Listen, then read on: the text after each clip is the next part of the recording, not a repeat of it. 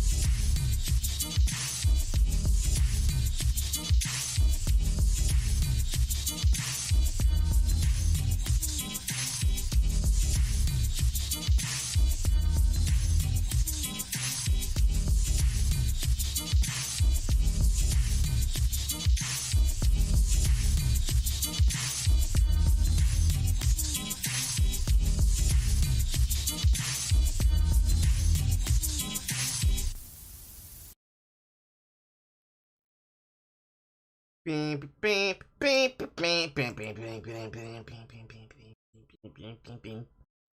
good, folks? Yo. It is episode number 6. I still haven't been banned on this channel yet. And we're rocking while we're cocking while we're Good. blocking. I say that's wonderful. I am Coral. I sell coral and coral-based accessories. And this is my co-host, Charza, who sells art and art-related shitposts. You Goddamn right I do. And I enjoy it. And you are now watching the Fried Chicanery. Yeah. I guess we are. Lots of things to talk about this week. Oh, plenty. It has actually been a very interesting experience this week. Because mainly, on top of all the other things that happened, the Snyder Cut came out. Honestly, Falcon Winter Soldier wasn't bad either. I still haven't seen it. From what I've been hearing, from what I heard directly from Jay's tweets, it didn't blow her skirt up. Which means whomever's talking about it right now, from, you know, your regular critics, like, what is her name? God damn. The blonde that now works with Rooster Teeth. That lady. I thought she's the lady that's on that one show, the news show, right? No, the reviewer, the critic. Grace Randolph. Grace Randolph of Behind the Trailer. Or Beyond the Trailer. Yeah, I honestly, when you said Rooster Teeth, I was kind of half sarcastically thinking, who? Because their relevance has been tumbling further than Joe Biden this week, to be quite honest. Oh, trust me, I have a whole entire thing about that. Don't you worry. About Biden or about Rooster Teeth? About because Biden. Rooster Teeth is doing terrible. But Oh, no. oh, believe Rooster me, Teeth, as do I. Rooster Teeth is down cataclysmic. That's what's happening with Rooster Teeth right now. And they deserve to be. Like, yeah. Remember when we talked about that last? The entire reason why she announced that she was joining Rooster Teeth is because Rooster Teeth wanted to bring in people like Grace Randolph to bring up the notoriety of the company. And what are you doing in the background? Notoriety. Grace Randolph. Huh. What are you doing in the background? I dropped a pop and then I opened it. Sorry. I apologize, fans. I was trying to put my feet up, trying to get things organized, trying to open a can of Mountain Dew. I dropped it, picked it up. Sorry. This man drink a soda! Carl said while sipping on a mixture. It does more for me than beer, I'll tell you that much. Carl said while sipping on an entire colander full of alcohol. I can't even call. I mean, I usually have I can't even call this a mixed drink. It's just literally alcohol, several amounts of water, and alcohol accessories. No, it's alcohol, 3 parts Minute Maid lemonade, some sours, and then more alcohol, topped off with just a little bit of vodka. All I can think of is Decemberween. Coach Z is drinking Listerine. But that's a deep cut for them Zoomers, because no one will know it anyway. But no, it's been a fun week. For those wondering or caring, I've upgraded a bit of my PC because of the Biden bucks, and that's been going great. I've actually been able to play Cyberpunk, and it actually worked. Meanwhile, over in Casa de Carl, I still don't have my GPU. The time period which they said that they'd be shipping it out. You just see the... What? Whack, what? What? You said... you said... Are you talking to... Yes, you said look, and then I said what? I don't even know what I said. Okay, just whatever. But, okay. For me... Continue. Oh, look! I said you probably... I think I remember. Okay, now I know. I said you probably just ordered off Amazon or something, man. See, that's part of the but problem. That's just me. That's part of the fucking problem. Before, that would have actually been a feasible amount. But you see, to be able to get the part that I have requested to be sent to me properly during the shipping period that they told me would be, which was on the 15th, or it would end on the 15th, which they still haven't. The part in question is 1660 Super, which is supposed to be final price after the tariff that they'd had to charge me extra for 13, or excuse me, not 13, 31 something, about $330-ish for 1660 Super. If I were to buy the exact same 1660 Super, any model, from one of the partners that made a partner card for it, I'd be paying $800+. Is it an NVIDIA? It's not even just for NVIDIA cards. It doesn't matter what partner board makes the card, or if it was an NVIDIA shipped card. Every single card, from the base levels all the way to the high-end ones, are out of stock for every single store. I've been looking at streams. I've been looking at stream sales where people will live stream the notifications of when the cards are notified as in stock from the retailers. And on eBay and every single bidding site, as well as on Amazon, all of the cards are inflated by 350%. May I ask what the situation is with them? Have you been able to contact them, or are they just not? They have not given me a mail as to why. They are kind of like, when I call them and I'm like, hey, why isn't my part here? First time it was, we'll have it all right away. We're having delays. And then when Biden came into office, it became, well, you see, we had your part on hold because the new tariffs meant we had to charge you extra. And we have been holding it so that you could be able to pay it. But you didn't contact me. Yeah, sorry about that. We're going to need an extra $50, please. And then I contact them the third time. Hey, so when is my part supposed to actually get here? Oh, well, the shipping date is supposed to be between February 28th to March the 15th. Oh, okay. And I just waited this entire week just to see if they'd send any kind of notification whatsoever. Or if... No, I would have called them right on the 15th if I were you. Oh, no, I'm waiting until Monday. I'm waiting until Monday. Because what I wanted to do when Jimmy gave me my stimmy is that I wanted to say, listen, if you can't tell me when my card is going to be here, and you're telling me that I'm going to have to wait another month into April, I want you to give me a refund. That's the smart shit I wanted to say. But realistically, I can't, because there's no card available at all. They'll probably say, we already sold your card. Well, it wouldn't make sense. It wouldn't make sense, because they know that I've talked to them about it. It wouldn't make sense. None of this made sense. I'm just saying. So, like, even if I wanted to just spend the money to buy on the card, I don't have extra money from which to spend from. Unless I get a new job. Or somebody who wants to... No, I get it. Or, somebody wants to support the stream by being able to send donation directly to my Ko-fi and or Subscribestar. Directly at Ko-fi.com and Subscribestar.com. That's single player Carl. To be honest, you know what I'll do? Because I know he's done this in the past. Hit up. Maybe Dev will help you out. I know he's helped out people in the past for used parts, mind you. But I'm sure he would be sympathetic to the situation because this is fucking atrocious. I'll have to ask the resident snow Mexican, possibly, maybe, because I love that. Because like until the problem gets solved, I'm fucking down cataclysmic when it comes to the card. Yeah, because it just annoys me every day that it's not here. Oh no! This Carl, I the entirety of you running this podcast, this has been a bit of a ridiculous situation. I'd almost call it a running joke, but I haven't joked about it because it's so fucking stupid. But I think this is enough of an intro, but a damn good one to be sure. You have to please be patient, everybody. I have depression. Don't we all? Lord knows I do.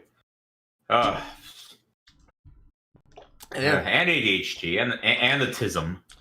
Just watch. Once I get the actual part and I start building the stream, I'm gonna bend a pin on the CPU, and I'm gonna be fucking upset. Oh, dude, that was literally me the other night. Like, I was so nervous about swapping the CPU. But hey, at least I know how the machine is built now, how I need to maintenance parts. It's the first time I've opened it literally since I got it, and I was nervous as all get out, as you can imagine. At least you have a GPU. Yeah, but it's AMD, which isn't as good in my opinion. But Team point, Carl. Team Red, Team Green, Team Blue. Well, Carl, I have a Windows 10 PC, and I can't, and because of that, I can't. It's either run Linux in a virtual machine, or do Linux entirely, or get an NVIDIA. Otherwise, I can't really use much machine learning because fucking AMD has been so fucking behind on that. Mm-hmm. That's why NVIDIA goes up in price so much, dude. It's because of the crypto miners, because they can act. Because NVIDIA has a fucking insane amount of machine learning shit ready to go for everyone, but not AMD. That was annoying at first, but believe me, I'm gonna try and use my CPU to see if I can make some awesome shit like Axel, you're dead on accurate there. Like, it was funny. I was actually talking about it. Like, you're not wrong, Carl, about the CPU GPU shortage, because like I was actually at a computer place yesterday talking to a guy about it, but they didn't have much at all. They did have something, but it was freaking expensive, like $900, and that's all they had. But yeah, I'm sure the ammo shortage right now. As soon as the first Biden bucks trickled in, everything was probably gone immediately when it came to ammo. I have opinions about that, and we'll get there when we get there. But okay, well then let's get into the queue today, shall we? The whole. I don't even know what the topics are. Yes, it told me. No. Grab bag of goodies is what it is. Half the time, I expect you to have things, but I don't know. Maybe I mean, I have a few things, but okay. I'll let you do it, because let's get started on what we need to talk about, and I'll jump in as I can, as I always do, with my sarcasm. It's funny. I will say this though. I mentioned this on Twitter, but I was talking a bit to my coworker, who's like the stereotypical older African American man, grandpa kind of guy. He's awesome. Like the good, wholesome kind, not anyway. And I was joking with him, and he's like, "You should have a radio show or something." I'm like, "Well, I do a podcast here with Carl every Friday night or Saturday. I'm gonna get into that because I actually have a bit of a, like, what I told him I thought was a pretty good number of a stand-up routine, but I'm sure it's gonna come up because, well, Biden fell. So anyway, let's get started then, I guess. 1 second. I have a Q-tip in my ear. That happens. If you're like me, dust allergies makes your ears canals swell up like crazy. Mm-hmm. Ugh. All right. So, I almost forgot. She told me I did not have to do this, but I would like to give. You're gonna do it anyway. Yeah. Bet. I would like to give a humble shout out to one of our viewers who watches almost semi-regularly. Her name is Wheezy. Hey, Wheezy. Originally, I was supposed to open this by doing a thing that I had been compensated for to help with something that Wheezy's going through. But instead of having to talk about that, I would just like to say I appreciate people like Wheezy who support the projects and the shows and the programs, because it's the money that they give to people, give through people, and give to me through their people, that help support the stream and support me. And without people like her, there would not be streams like this. So thank you to Wheezy. I love you. I love you. I don't know about Charza. It's brought to this stream brought to you by viewers like you. Thank you. You're welcome. I'm sorry. I love the PBS when I was a kid, so had to make the reference. Oh, me too. And this stream is also brought by Salt and haters like you. You know who you are. Stay mad. Fuck you. Stay mad. Yeah, fuck you. That's even better. Getting into it. This is a piece of a news story from last week, actually. It's actually stupid. A piece of a news story? Yes. There was a check mark, and this check mark got mad.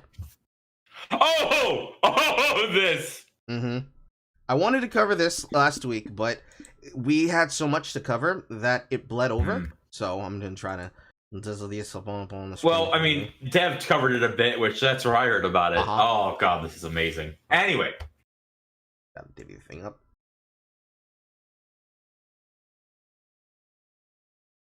Good shit. It was funny. I was actually showing the video he made to my mother, who loves Short Fat Otaku, by the way.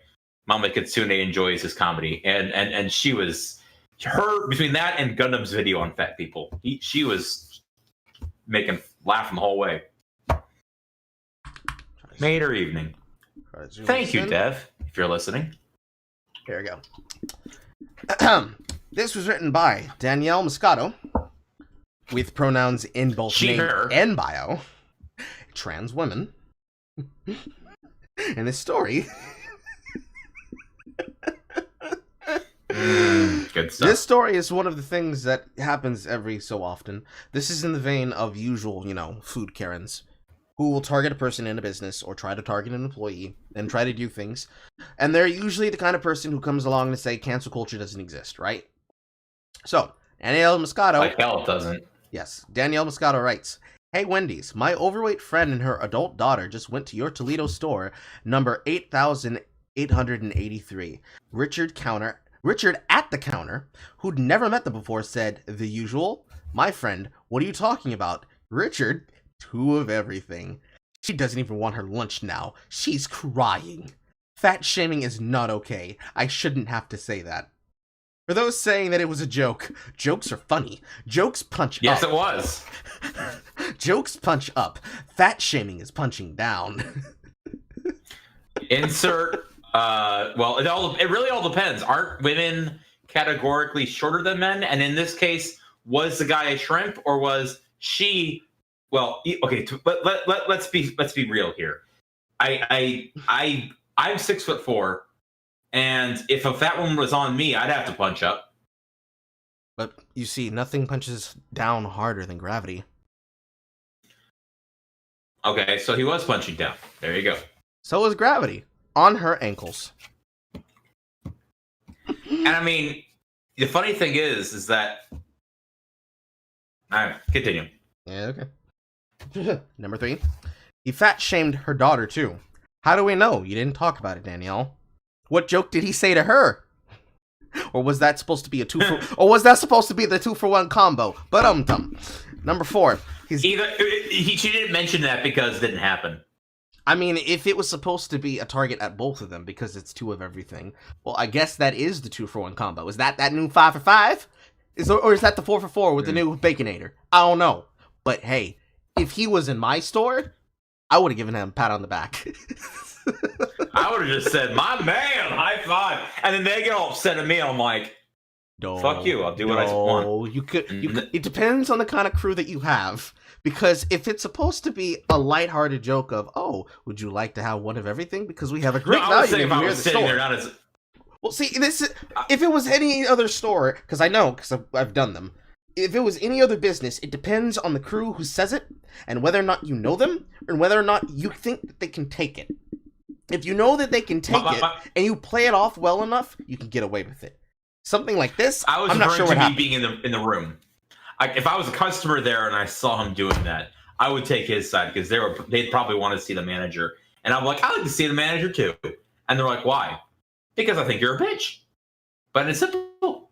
I want to be the counter argument to your quote unquote argument. I wish I could do that, but I'd probably be too timid. But I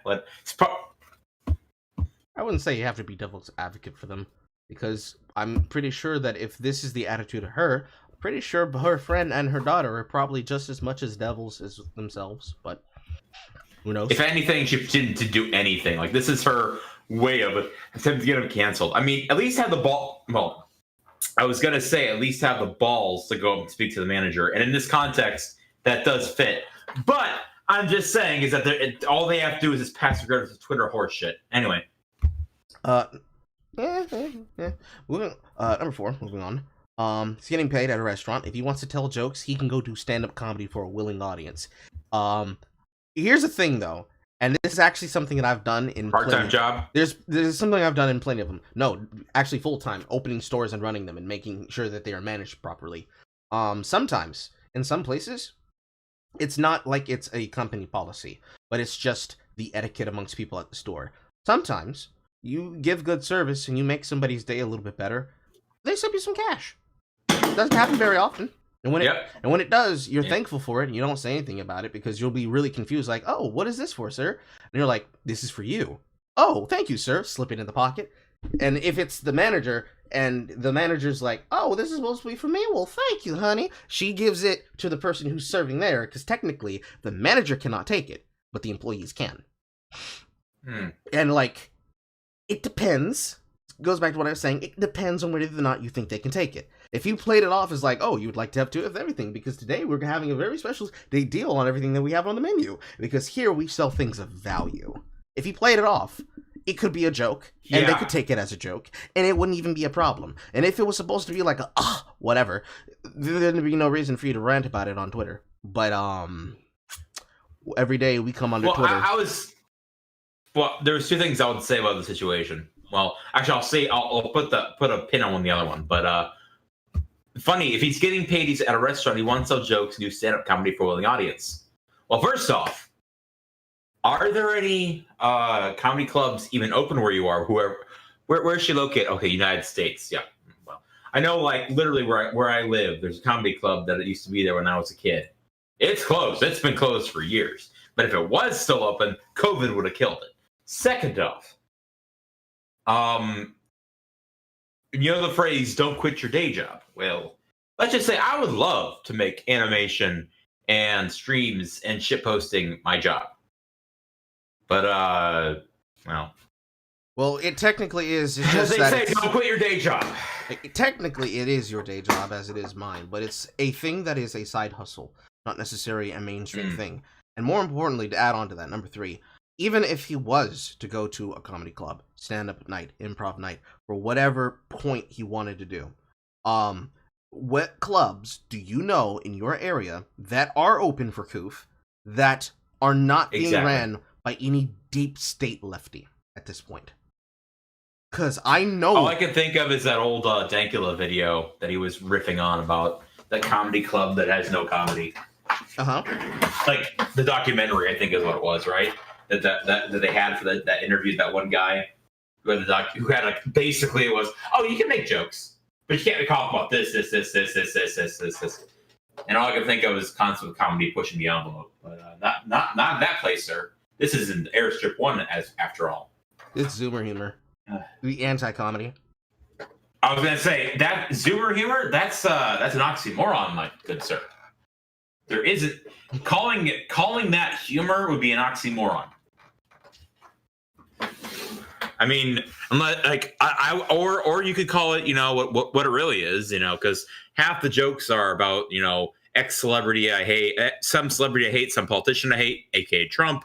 So it would the proper term for that, Carl, would be called 2 minutes of hate. How many minutes of hate was it in '84 in Airstrip 1? 2 minutes. That's what I would see. 2 minutes of hate. Yeah, there you go. See, that's all it is. Hey guys, I hate Trump. I hate Trump. He's not in office anymore, but I hate Trump. That's literally their comedy. So I categorize that as 2 minutes of hate. Charza, your autism show. Yeah. Oh, believe me, it shows every day, my good sir. My brother has it. I have it. My uncle probably has it. I can detect it in others. It's like a Highlander, or I'm like an immortal from Highlander. We sense others. Yes. It's still anyway. Oh my God. For those men, he'll lose his job. Number 1, if you can't do the time.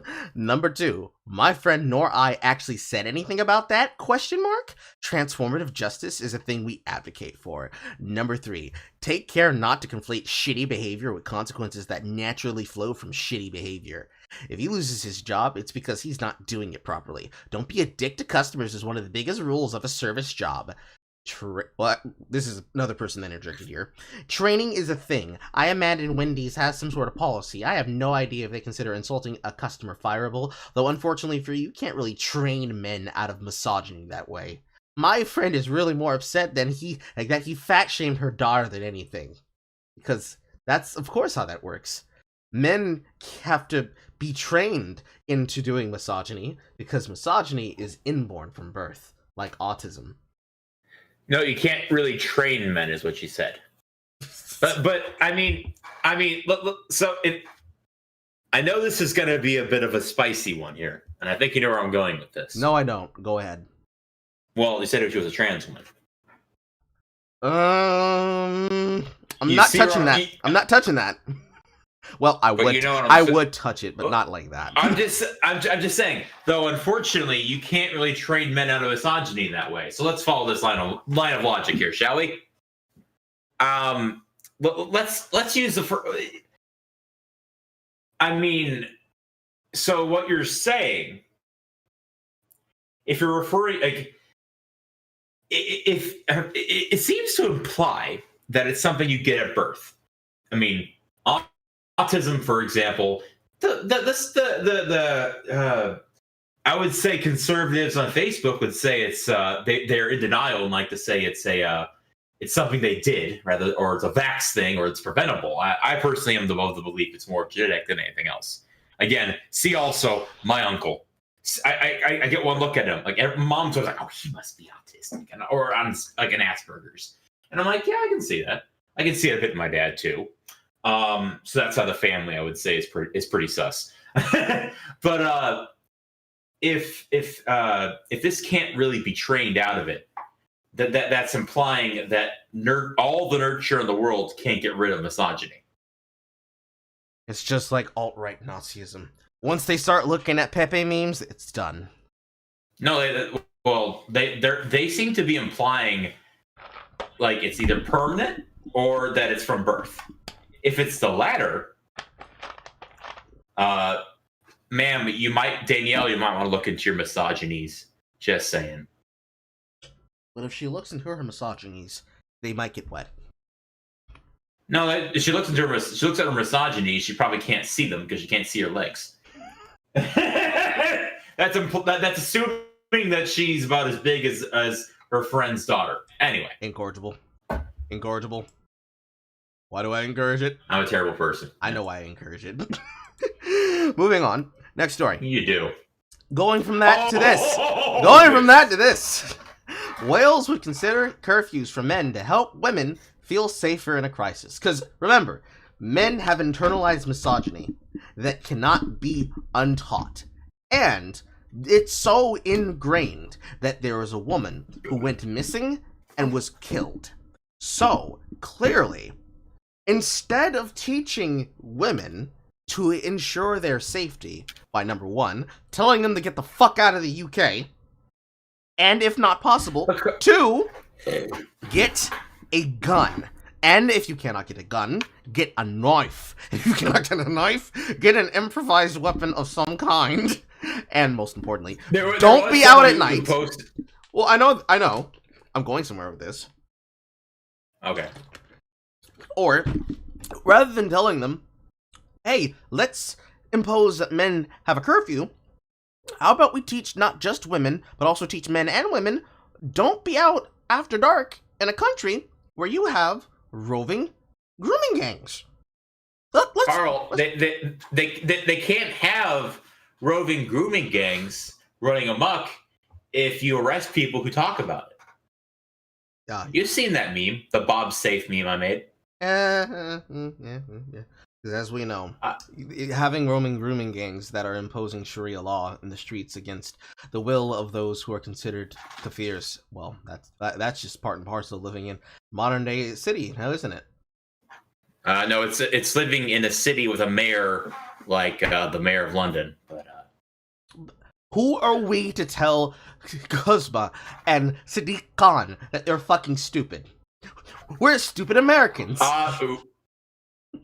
Well, Carl, I will say this. This has been something that I've tested multiple times, and every time it works. I have a video meme that I posted once. It was a video meme. I posted it in a video, or sorry, a Twitter tweet where someone was making jokes about beans on toast. Like they were saying, you guys Americans are disgusting. Beans on toast is awesome, etc. So I had to post it. I had just acquired it. And it was a video of Billy from Billy and Mandy with some terrible teeth screaming bloody murder. And the text on the video said, Brits in the UK, when you bring up knife crime statistics. And I meant it in good fun. Because I didn't think the initial tweet was very serious. I was just kind of like, oh, you're making fun of that. I'll just bring this in. Well, let's just say that whole thread of replies was quite fun to laugh at, because they were proving the point. They were like, how dare you? Well, we don't have shootings here. You know, shootings there. I love the statistics they pointed to, and like how easily I was able to laugh and point and laugh at them for not knowing anything. Like, I love how like the whole like the gun crime statistics over the last year. I looked into it and I was like, oh yeah. So they said that everything categorized as gun crime or gun shots in schools, and the statistic includes accidental misfires, fire, all the above.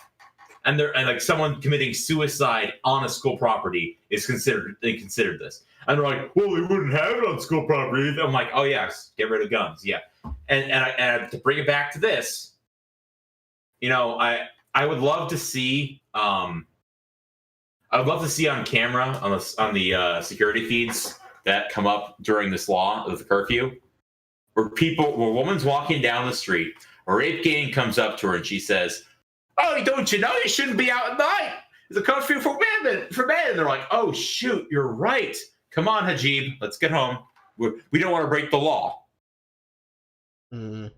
I mean, it's like, if you're getting mugged, just say no. They have no right to hold you at gunpoint, because Lord knows that's going to work. Yeah. Oh, I also love that one time that the whole, what is it, London Bridge bombings, where like this guy was like suicide bomber, and he was defeated by like two bystanders and a third one who was coming out of a pub with a freaking narwhal horn. And then like the Britain's response to this was, oh, you got a license for that narwhal tooth, and they took it out of the bar, even though that was how he saved them from blowing up the freaking London bridges, stopping it from falling down. I'm on an autistic rant. I'll shut up. At least you. I'm watching myself. At least you stop yourself. I was content on letting you go on for a bit.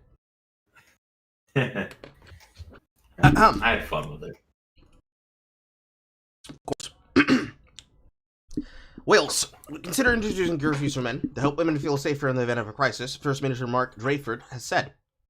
The politician said the action would not be top of the list and would only be temporary, but refused to rule it out if, quote, dramatic action was called for. It comes after Green Party peer Baroness Jones of Moulsecoombe suggested a 6 p.m. curfew for men after women were told to change their behavior following Sarah Everett's disappearance. Mr. Drakeford was asked by the BBC about the idea of introducing curfews on men in areas where there were concerns of women being assaulted. He replied, the thing that I just fucking read.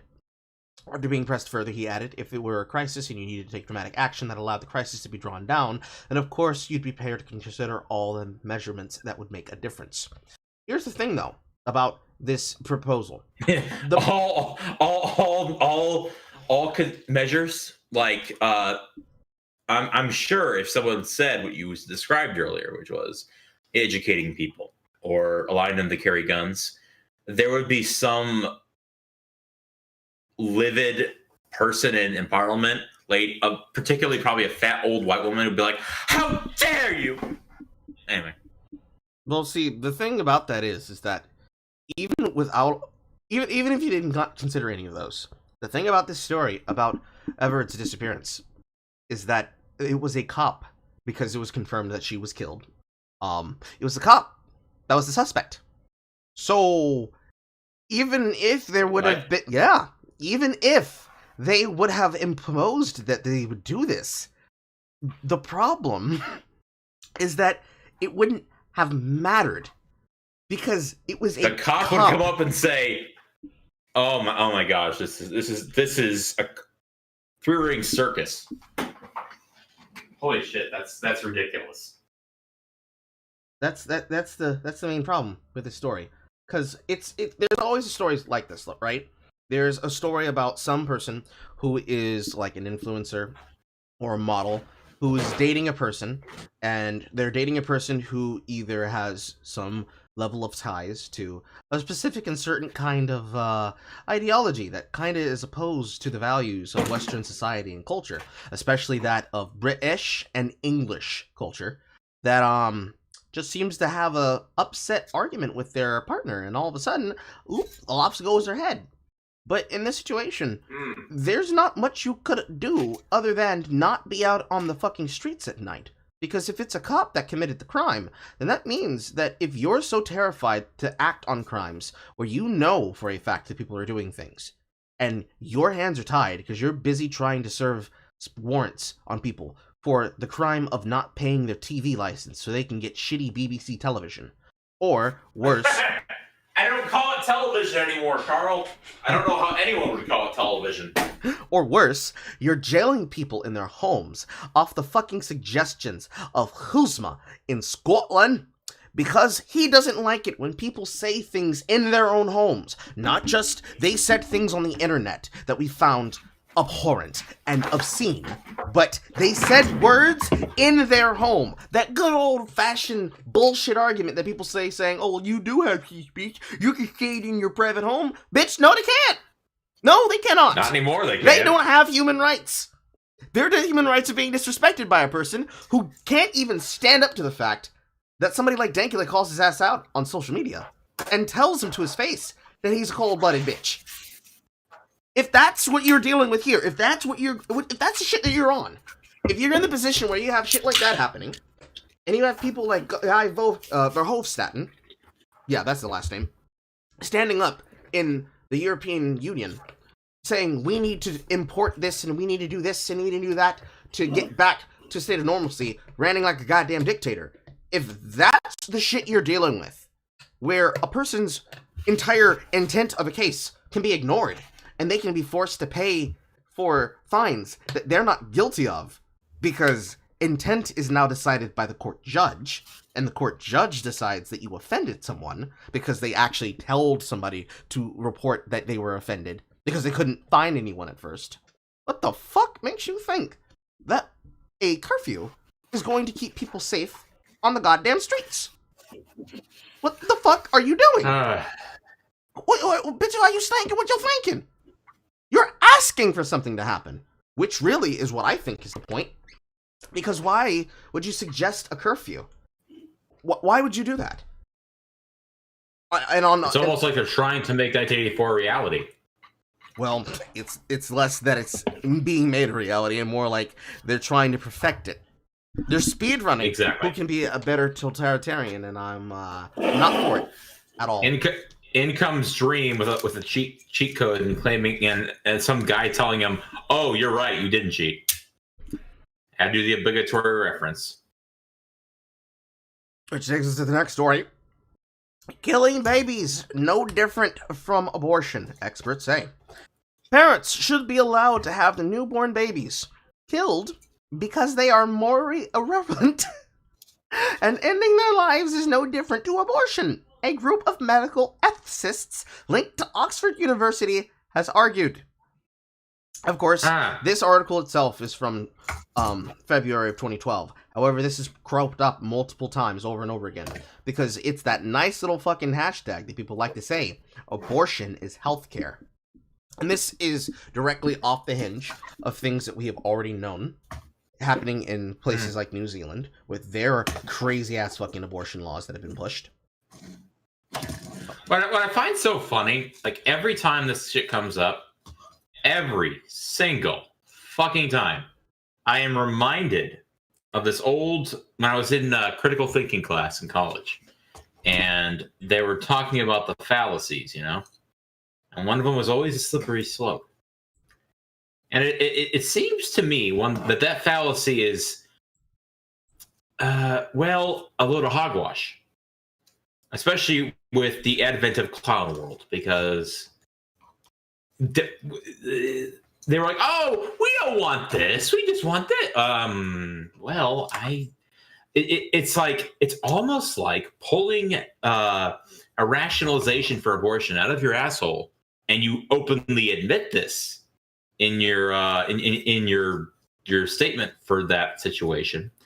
It's almost like that opens a whole can of worms. Funny how that is. Because once you make that legal, well, surely this is no different. I love how, like, you have those fundamental Christians like abortion is murder, and they're like, no, it's not.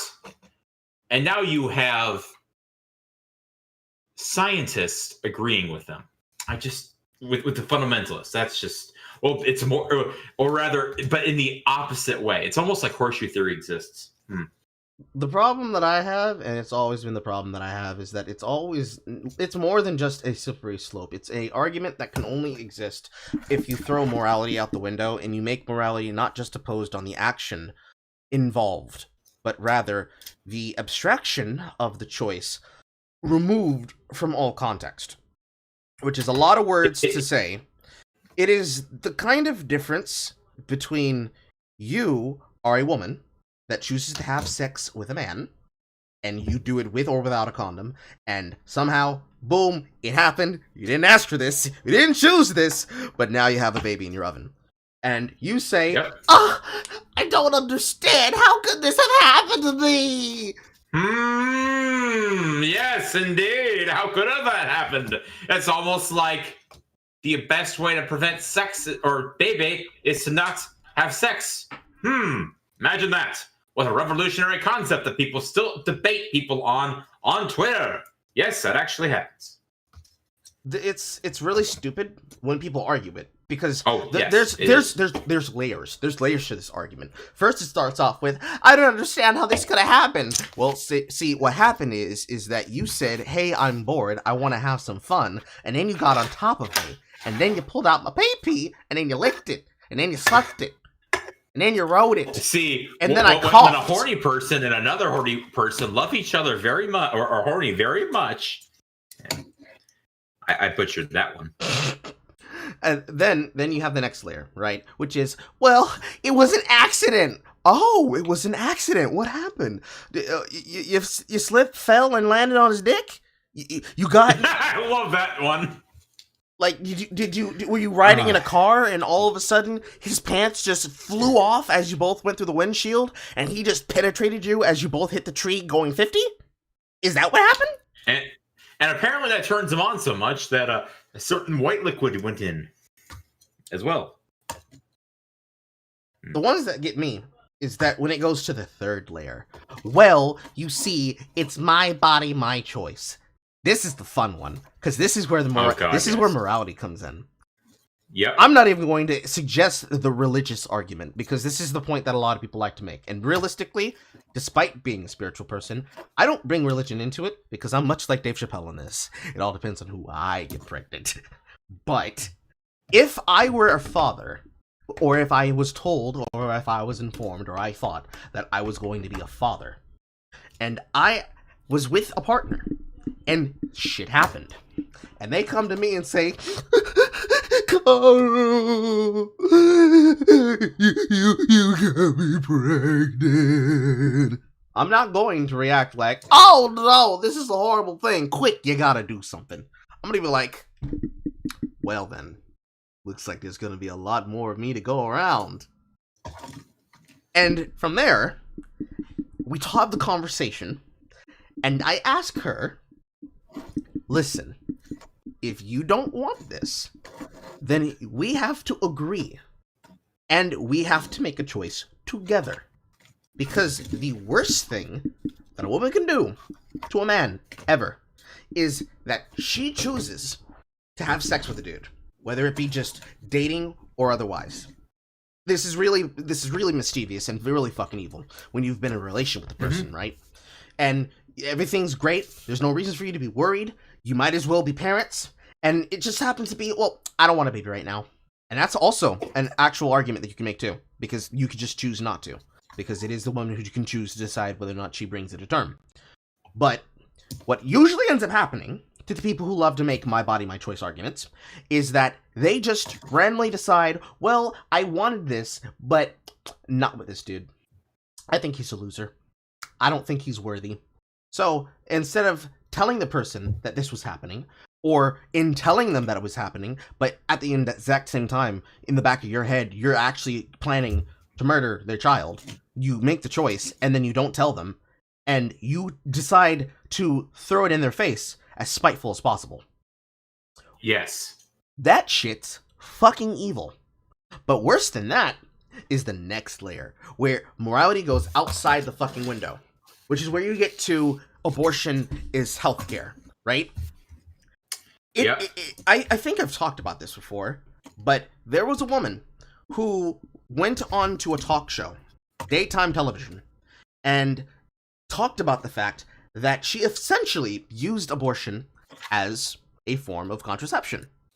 And even the people who were pro-abortion were like, the lion, the witch, and the audacity of this bitch. The audacity, the nerve, the fucking follow-through, I love that the chutzpah, and the gumption. It was incredible, the fucking hoops that a person had to go through, because the woman recorded it. That was the big problem. It wasn't just that she did the thing and she was a reporter and she chose to do it because she felt strongly enough about it to do it. It's that she recorded the entire thing all the way through. Almost as though she was having sex on purpose with the intention of having an abortion, just to do it, just to say that she did it. You know, those kind. Are you referring to Lindsay Ellis? No, I'm not referring to Lindsay Ellis. I know, I was a joke. I knew you weren't. But excuse to make reference at Lindsay's expense. But like the entire thing when it comes to abortion, and this is something that my generation, well technically our generation, but most definitely the kids behind us, like my nephew's generation, are going to have to decide, is that no matter what your opinion is about whether or not you are pro or against abortion, you're going to get to a point where you're just going to have to recognize that you're going to have to convince people that whatever you choose to do, don't be layer 4. Don't. In this day and age? I mean, you're right, but I'm just saying is that people do anything for clout. People will lick ice cream and put it back for clout. People will eat Tide Pods for clout. People will get paused up the butt for clout. People will go into parks, public parks, recorded on fucking camera, and will take it up the butt with their gay partner for clout. I know because I saw it. I mean, Carl, let's be... I mean, half the reason why some of these things went viral initially was probably by 4chan to try and weed people out because they're so dumb. It was almost like a weird, fucked up concept because of that. But at the same time... Okay.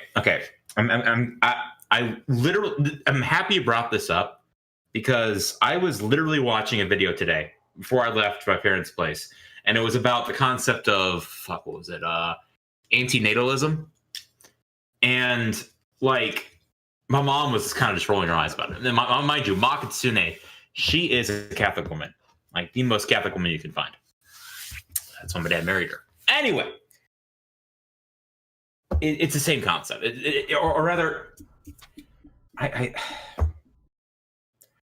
I think there was something I read somewhere, or someone had said like the women's liberation movement almost like set things back in a crazy way. I mean, again, the thing I always found so funny is what you were mentioning. Is like, oh my gosh, I'm pregnant. How could that have happened?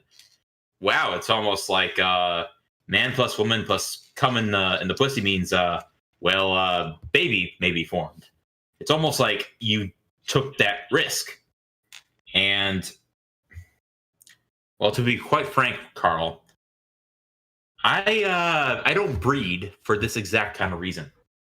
I don't want to either ruin someone's life, end a life of a child that I may have,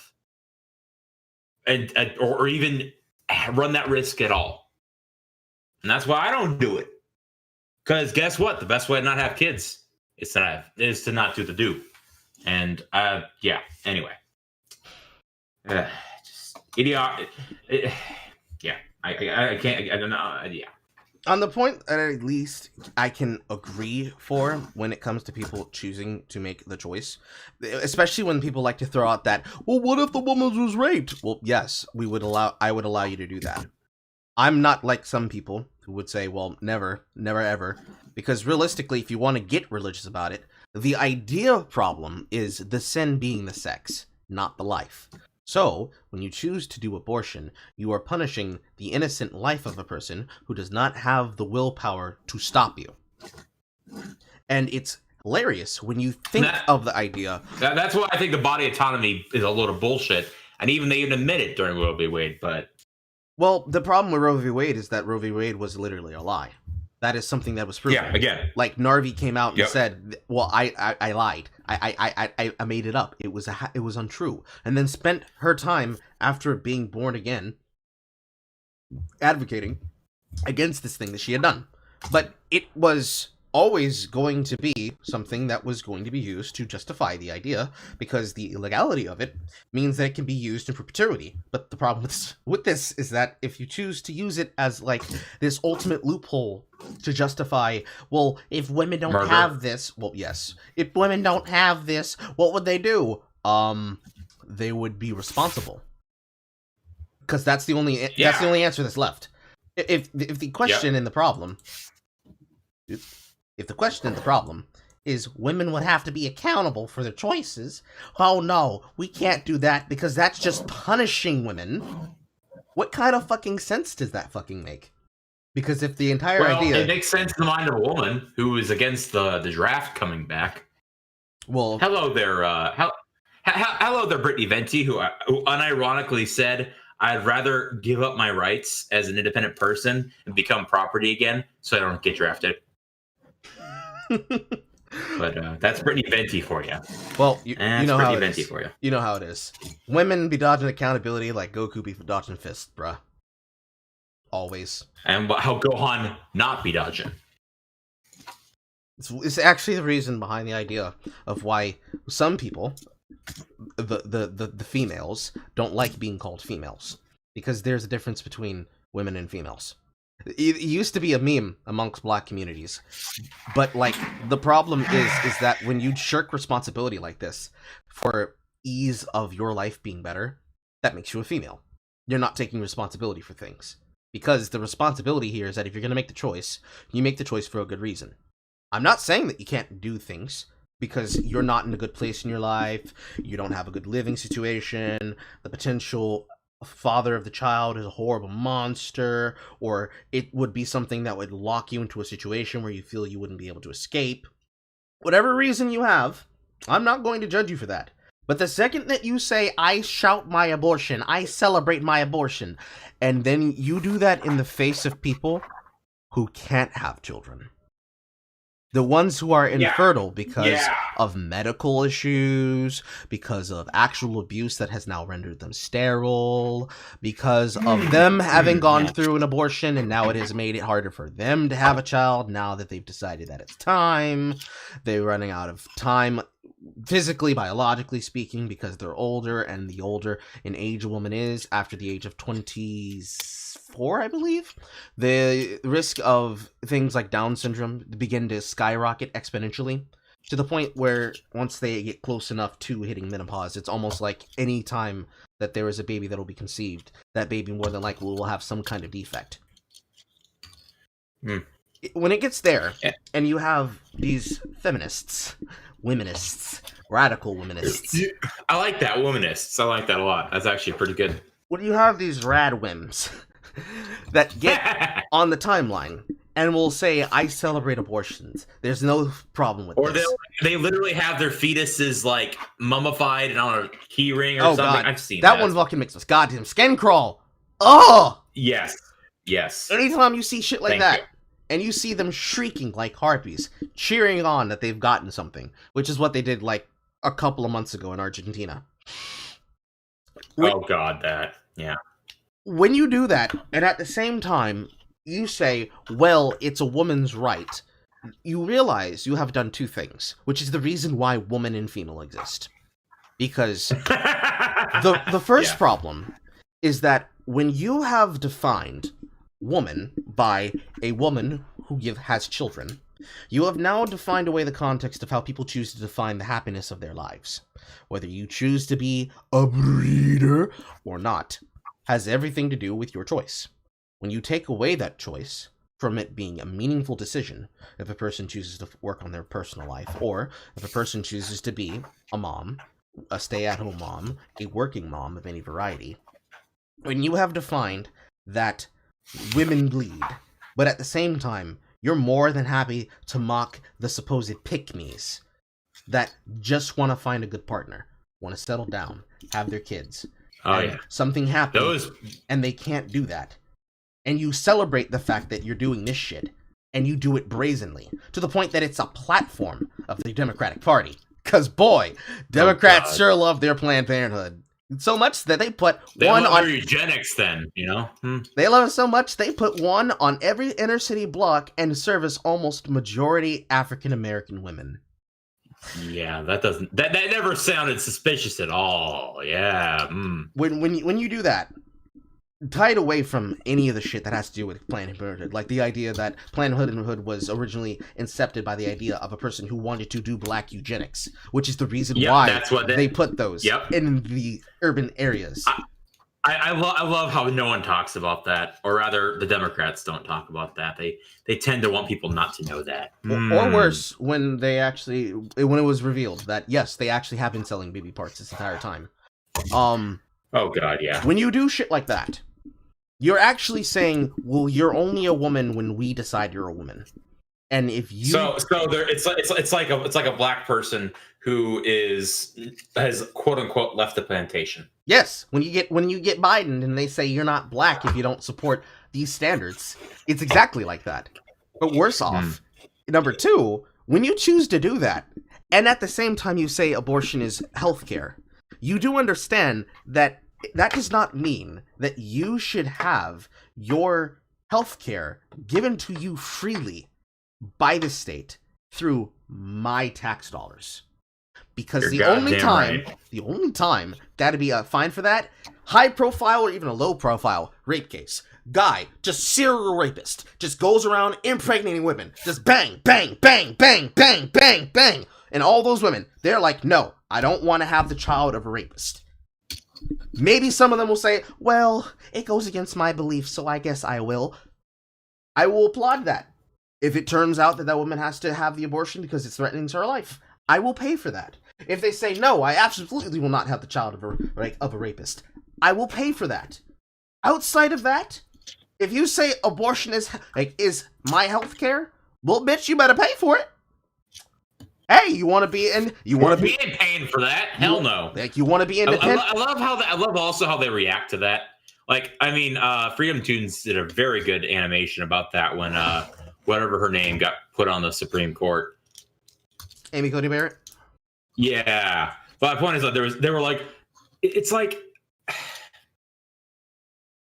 exactly. It's like I'm of the belief that I think it's morally wrong no matter what.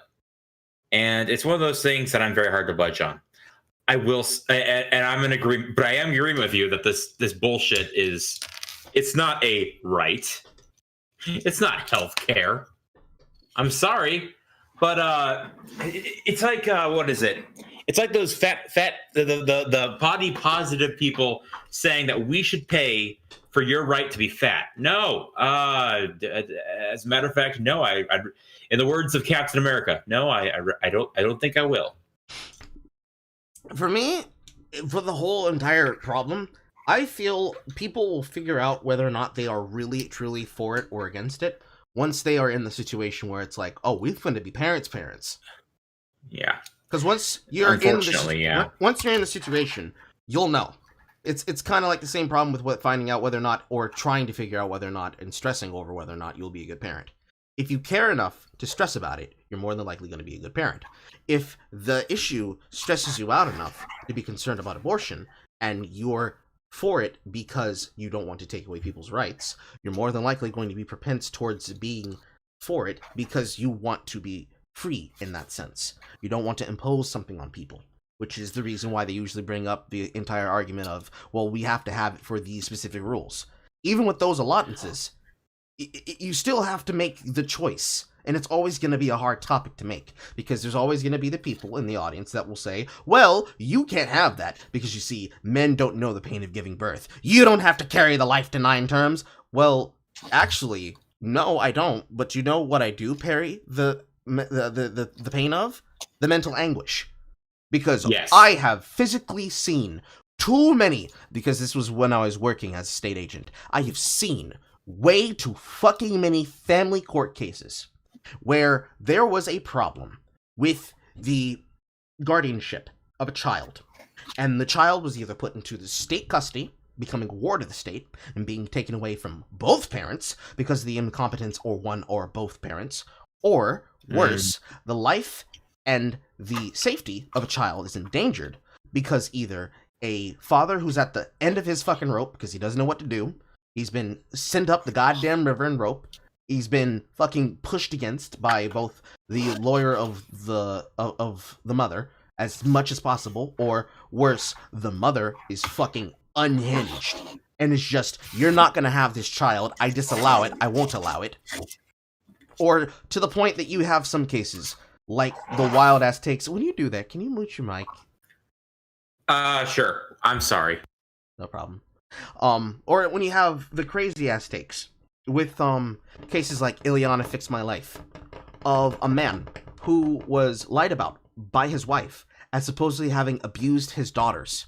And on the live broadcast, they're sitting down face to face in a chair, and she admits that she lied. And then she comes back with a, well, if you knew that you didn't do it, why didn't you fight hard enough? Bro, when that shit happens, it's a fucking wrap. Like, fuck abortion for the kids. Can we abort the adults? Like, let's go. Like, let's stop playing this game. Like, that shit is infuriating. Because that's half of the goddamn issue.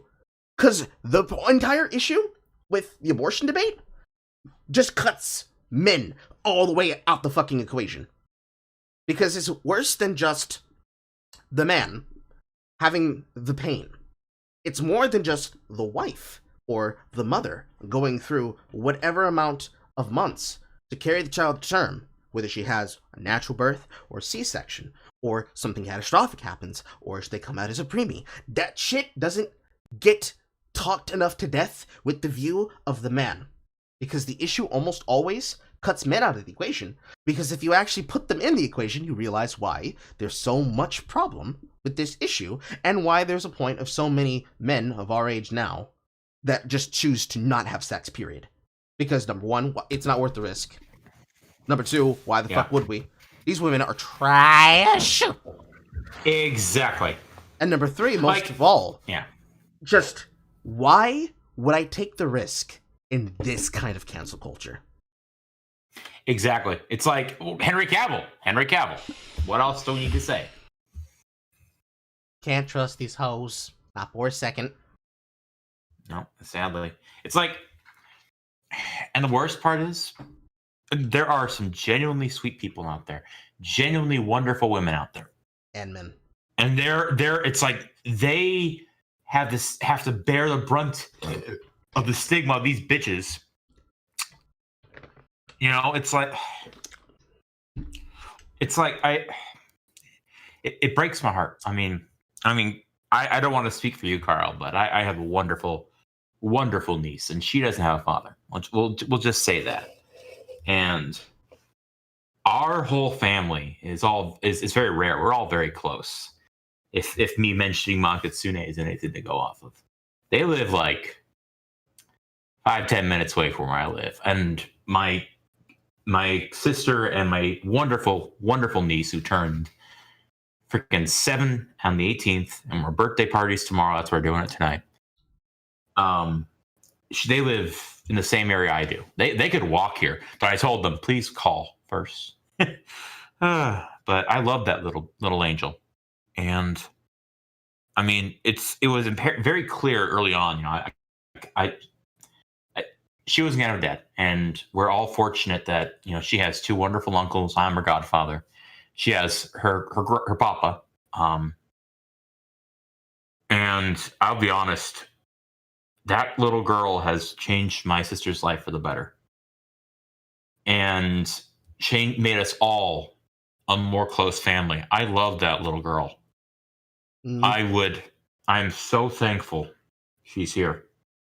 Mm. And my goal, at least for her, and also eventually for my kids, is to be as good as a man as I can be for her and anyone else that I whether surrogate or sire. Because those people are not common. And I think I have a copy pasta that I posted once about my ideal life would be to have a kid, have a wife, kids, live in the middle of bumfuck nowhere, be all very close. And whenever the New World Order comes for my kids, like a bureaucratic Baba Yaga, that hopefully my better half would lay down cover fire as I defend our homestead. Sorry, just musing there for a second. Oh no, buddy. I feel the exact same way about my nephew. I'm a very avid fan of Thoreau. You fuck around and find out, get off my lawn. See, that includes you too, government, kind of thing. See, that's more or less the experience that I've had with the birth of my nephew. Because the entire reason why I'm even capable of tolerating living in my home with my family, because a lot of people, for some fucking reason, they seem to think that I live with my mother. No, she lives with me in my home. And I take care of her, and I also take care of my nephew. And then occasionally my brother's there, and he does shit like yell in the background. And sometimes my sister come by when she's not teaching at middle school. And it's only been able to happen like this because of the fact that my nephew's in the picture. Because I remember when I was having a crisis of faith, because, like, I hate my brother with a goddamn passion. I love all of my family members. But the problem is that because I love them, I'm also capable of hate for them. And it's at the point now in my adult life where I can love them, but I don't like them, right? There's those small things that they do that pisses you the fuck off. And, well, people who were listening on last broadcast can pretty much understand how that animosity goes. So, it's a multi-way street, and most of it really comes down to communication. But the communication was actually worse before. Once Joji came into the picture, things have been better since then. Now, I could say something really fucking horrible, but I won't. But what I will say is that because Joji is here, my brother's learned, and for the most part, I have learned what battles are important to fight and what battles are not important to fight. And what lessons are important to impart to him, and what lessons are not important to impart to him. Because once he's capable of speaking full sentences, I'm not going to lie to him about a goddamn thing. Because that's what my family did to me. And I'm not going to let him be set up to be knocked down and not know shit. Because he's going to be really fucking inquisitive. Because he's hanging around me. Because I'm... Yeah. So, when he starts asking these fucking questions, and he starts asking me opinions about his mom, bruh, both barrels rapid fire. I might as well make one and just fan the hammer, because I'm not holding back. Because it's unfortunate. Because... It is. If things had been different, and the mother decided to do what she wanted to do in the first goddamn place, I'm pretty sure it probably would have devastated my brother for the worse. Because I've seen the shit when it was people in cases, and even with my mother's own case with my father. I've witnessed the kind of depression it can put a person through, especially for the men. I do not like to see that kind of pain inflicted on my brother, because that would probably kill him. Unfortunately. There's a lot of things that he's capable of taking, along with a very big hammer to the head. But that's the kind of emotional heartbreak that I don't think many people are even capable of, and men can take a lot. But on top of the fact that we don't do proper mental health for men in the general sense anyways, because people think it's mockable to do so, it's suffice to say, I'd rather not roll those die, even if I don't like him.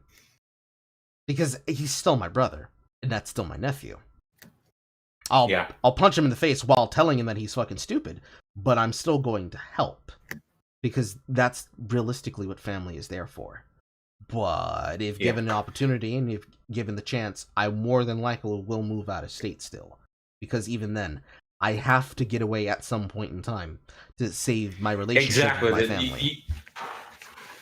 Let me tell you, Carl, I'm not going to lie, that's kind of why I'm not living with my family. We love each other, But as you can probably imagine, us all being in the same spot is not helpful for all of us.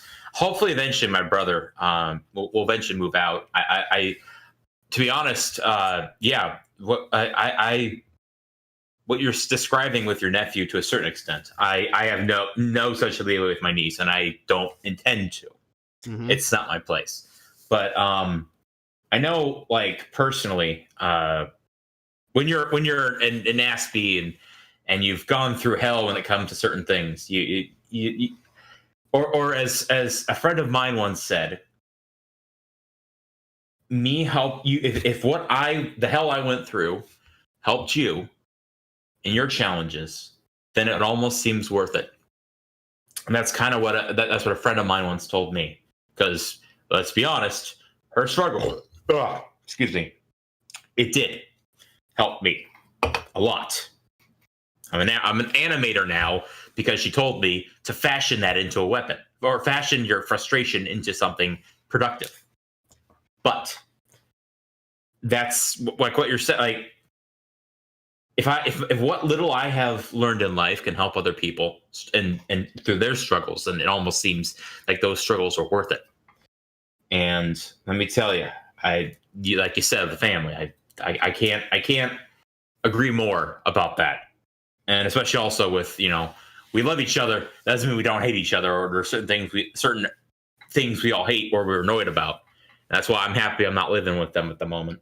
I want to be like, if your goal is to move out of state, my goal is to not be a burden on my family. Because let me tell you, I'm being held aloft by government cheese and their help. So I don't want that. But when you have struggles with impulsivity and challenges with being independent, but you want to be independent, just take all you need is time. Well, for me personally, it's yeah. Well, see, it's not just I would like to have independency, because if it was a selfish decision of I don't want to be here right now, I could drop everything, just go into the fucking wilderness, and then pop out a few fucking years later with probably 2 kids and a wife somewhere in some Midwestern state. But that's not how I want to do things. Come to Indiana, Carl. It's real dirt cheap. I'm just saying.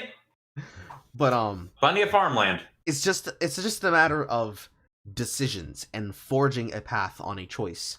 Because what has caused a lot of the issues for my family isn't just the instability of, life happening. It's also them getting accustomed to me doing this as a job and doing it as a career path. And even as I do it as a side hustle, them understanding that, okay, this isn't just a thing. This isn't like some weird coping mechanism, because this person used to do a lot of shit in his youth, and we kind of like mentally almost scarred our brother or my son. It's like, no, this is something that's building into something. And I had a plan. I am putting forth the plan. We're acting on the plan. And moving out would be I need to go into the wilderness and now forge the shit. And you guys are straight.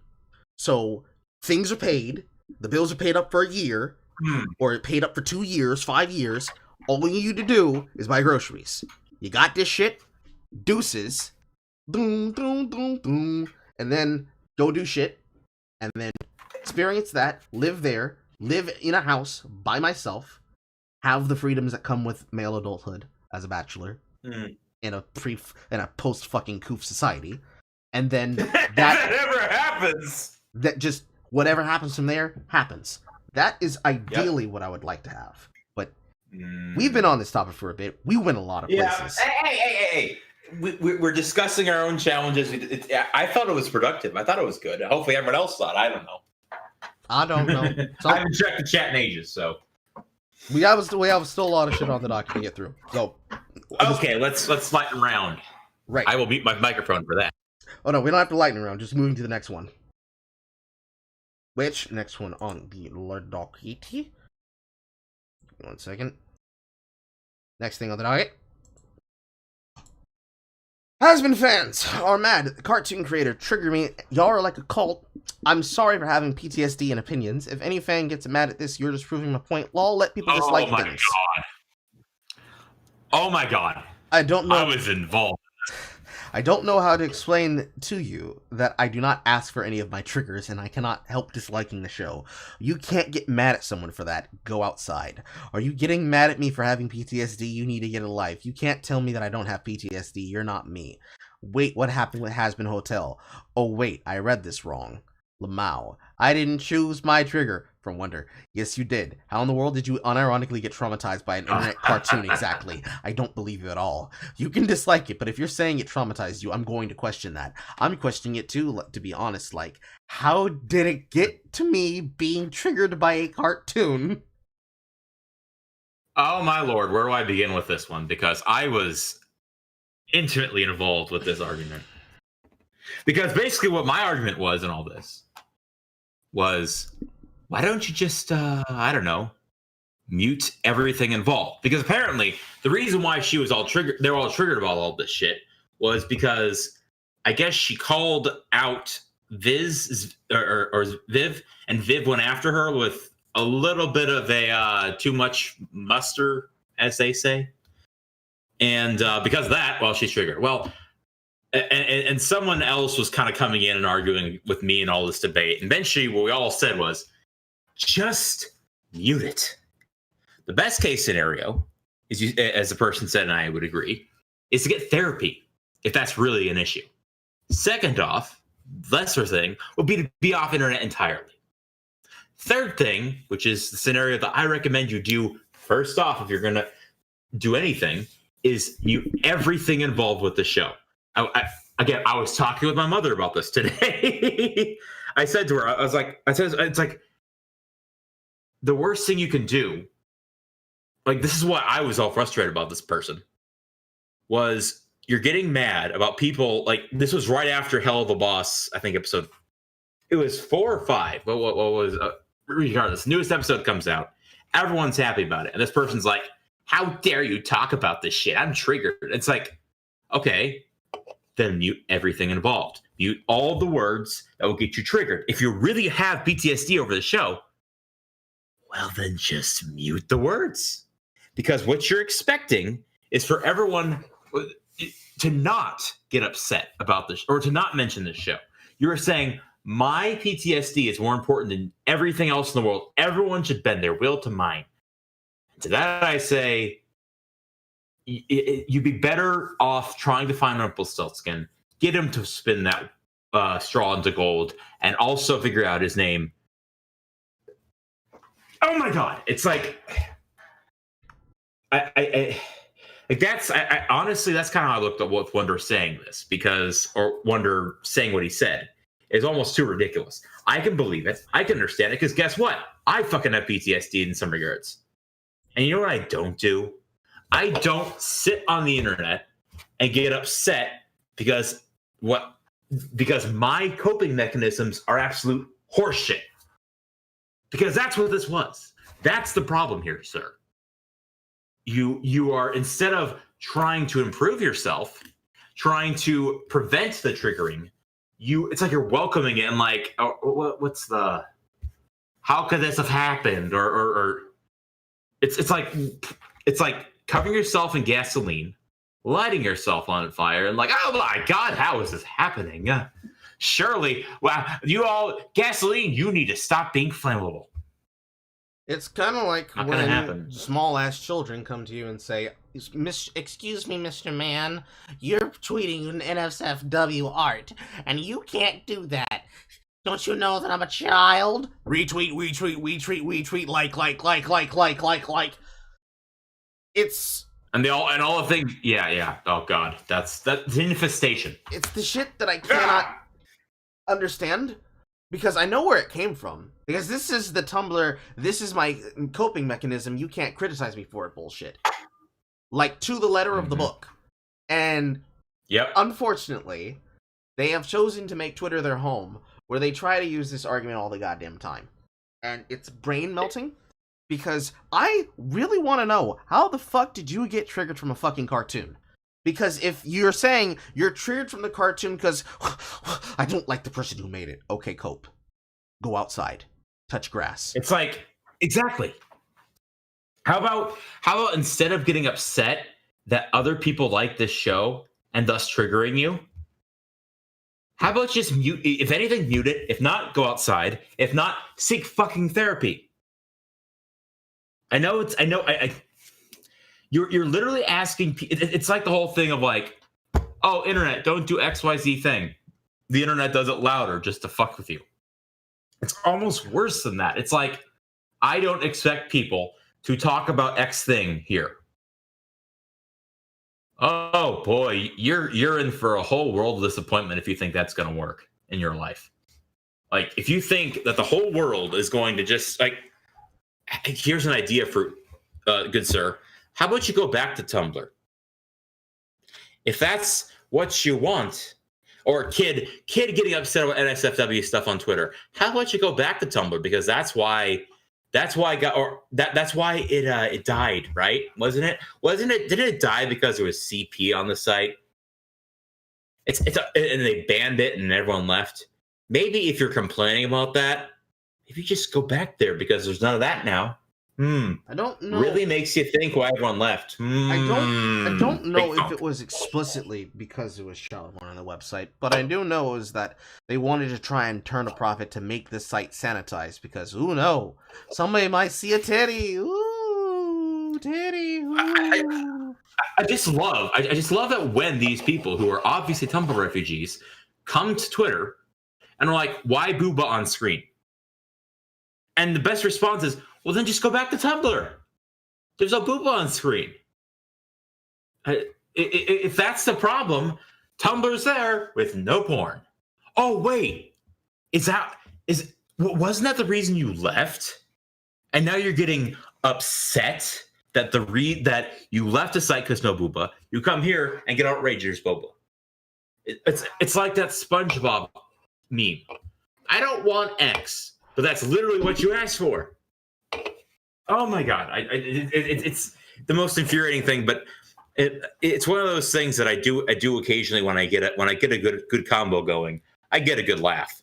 It's like the kids who literally say, "Oh, communism's our answer," who've never worked a day job in their life, and you could attack from that vector, or if they're calling everyone who disagrees with them a Nazi, you can always just pull out a card like Yu-Gi with Exodia and say, "Oh, you're saying you hate the Nazis because they were Jew-hating, genocidal maniacs?" What was that pamphlet that Karl Marx wrote back in the 19th century called "On the Jewish Question"? It's almost like the reason why Nazis are called reactionary was like literally the copy your homework meme. I don't know. I had a fun interaction with that the other night. Someone was challenging me on that, and they completely ignored the fact that I pulled that card. I'm like, really? Oh well. Yeah. See, when I see situations, sometimes it's fun, sometimes it's annoying. See, when I see situations like this happen, especially when the person says, "Well, this is how I cope," the main question I have to ask myself is, if they have time to be upset about this, why don't they watch things that they enjoy? Is this like an inversion of the Korra effect, where it's the thing that they hate, so they have to hate watch it, and every single time they hate watch it, they're just sitting there going, "Oh my god!" So it's like taking a sip of water. It's just they got it in front of them, and like, yeah, it's like I don't get it. It's like Data. It's like Data in Star Trek Generations. I fucking hate this. You want more? Yes, please. I maybe for some of them they feel that they have to stay abreast to it because it's a content thing.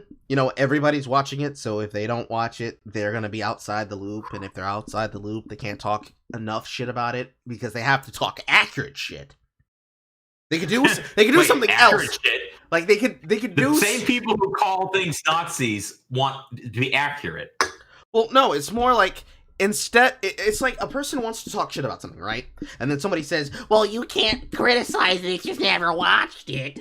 It's like they're trying they don't watch it. It's like that. No, well, some of them do, unfortunately. Some of them, unironically, will sit there and they will be sitting there and coping and seething and leaving messages on it and making shit posts on Twitter about it and saying that, "Oh, you guys are just pressed that I have opinions that I don't like." And it's like, if you don't like it, you don't have to watch it. But they're like, "Well, but Viv, but what?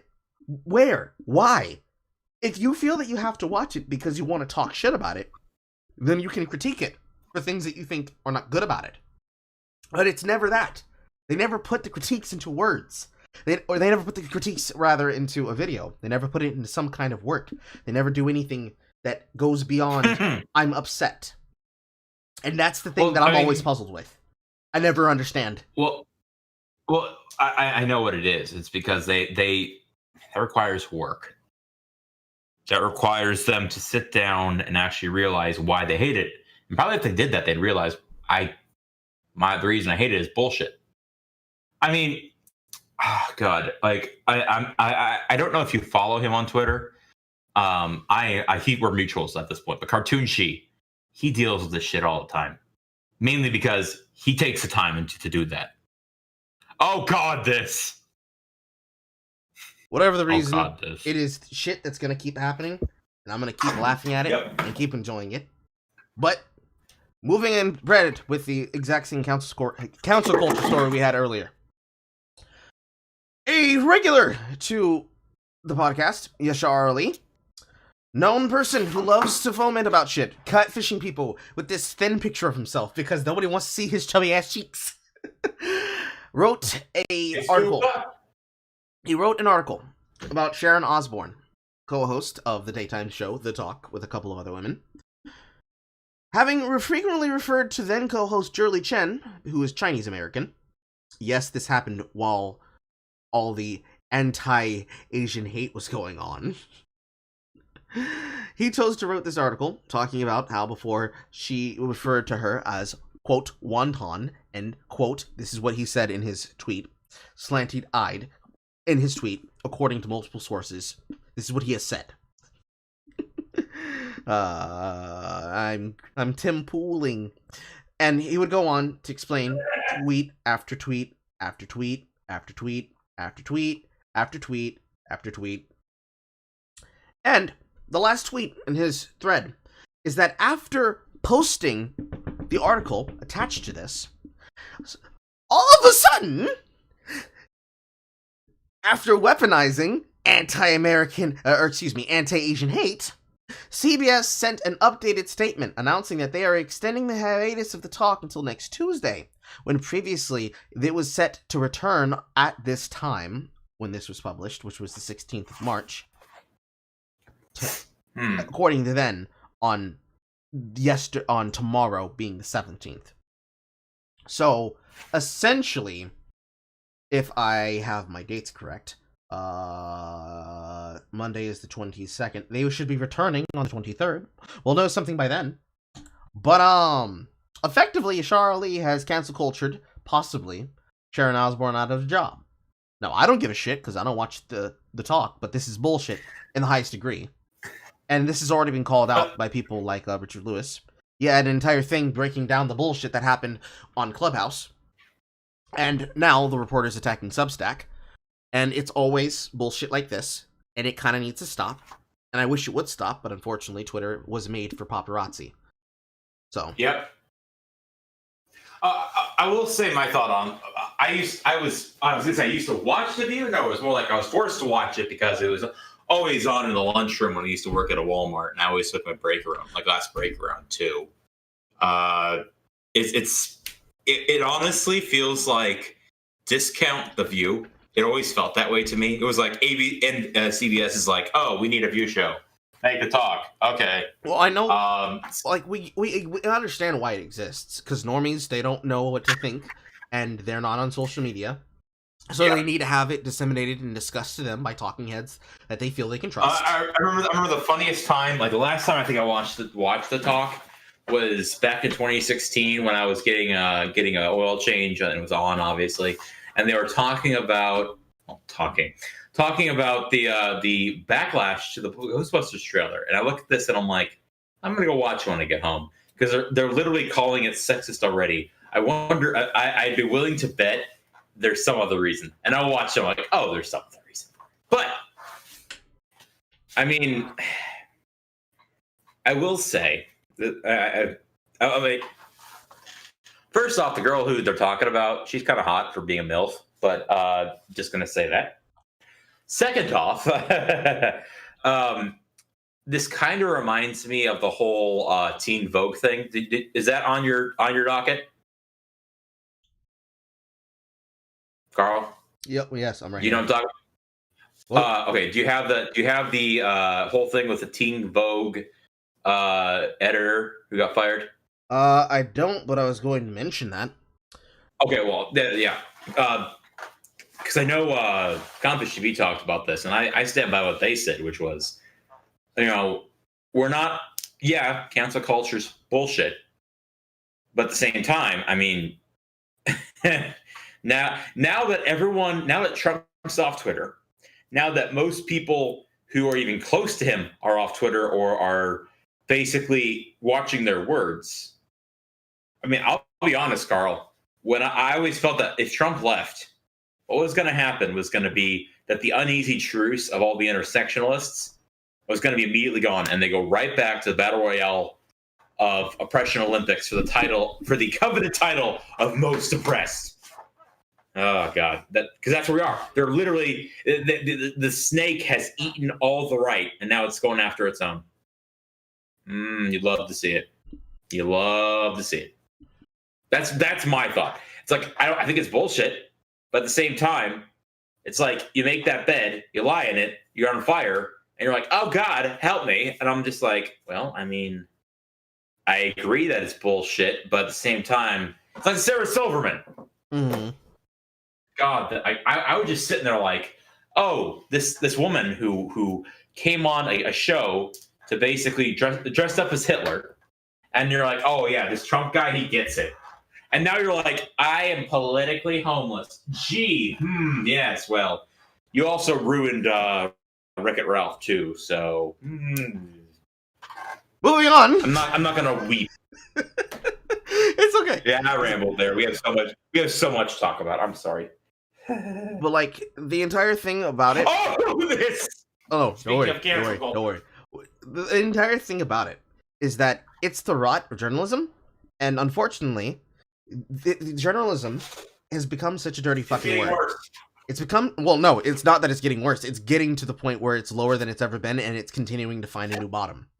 It has gotten so rotten that the word journalism itself does not have any. It's tainted. No, worse than tainted. It's fucking rotten from the inside out to the core. Like, it's like a candy shell Dyson sphere of bullshit. And if you ever puncture the shell, you just see this goop.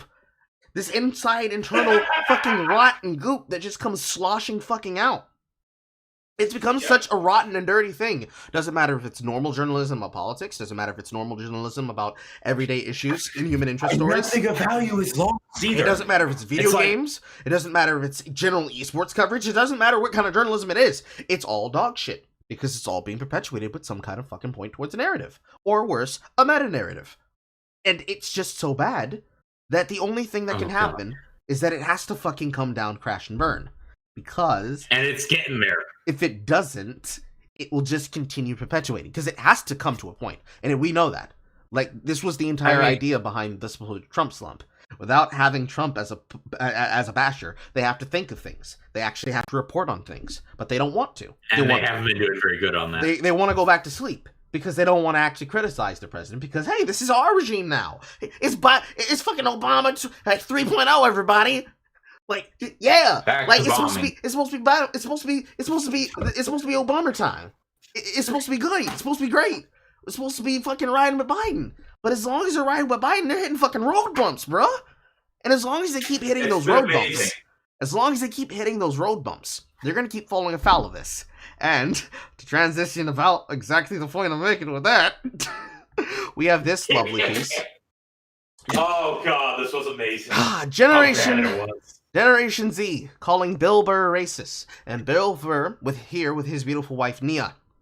Bill Burr is married to a black woman, not just a biracial woman, a black woman with 2 children. He's living the dream, man, living the dream. Swirling his chocolate with her chocolate and making nougat. Chocolate GF, best GF, fight me. Making nougat. And you'd think, well, you see, There would be no problem with that, right? Clearly, black wife means he's not a racist. Well, you'd think. Along came That's the Claiborne keyword. Gliffin. While I'm not suggesting Bill Burr is a racist, a white man having a non-white wife can sometimes be a sign of racism. So you shouldn't assume someone isn't racist because they own a minority sex servant. They may very well have one because they're racist. Oh God, how many ways? Let's count the ways of how wrong this was. I was anticipating this one. Oh boy. You know, I never considered that I was a racist because I wanted to stick my chocolate bone inside of the women's white chocolate. Did you consider that you were racist when you found yourself down horrible for a black woman? I mean, let's be honest here. When I was more self-hating, I was like that for being attracted to a nice, amazing woman who is short and awesome, was Asian. But, you know, when you get to talking to that person who's also pretty nice, and they're like, don't tell yourself that. Eventually you get over it. But, Carl, I'll be honest. I knew this was coming because this... God, I say that. And anyway... As soon as Bill Burr said on that podcast about defending Gina Carano, when I found out he had a black wife, after hearing that he's basically anticipating he's going to get canceled, I knew this was going to happen. I was like, he's going to say something, people are going to call him racist, someone's going to bring this up, and then the inevitable happens. And Clayton... You are the $10 billion winner. You're the person who did the thing that everyone was expecting. And you did it so well that everyone, not even discluding the people who would normally agree with you.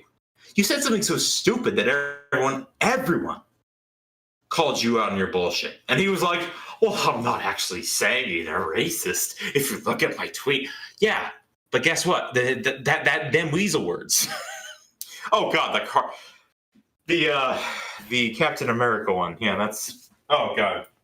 Like I said, I knew this was going to happen. I knew someone was going to say, "Well, he's not actually racist, but you got to say just because they have a black wife." I knew someone was going to get so cornered by trying to cancel him, and someone bring this up that they were going to say, well, it doesn't actually mean you may not be racist.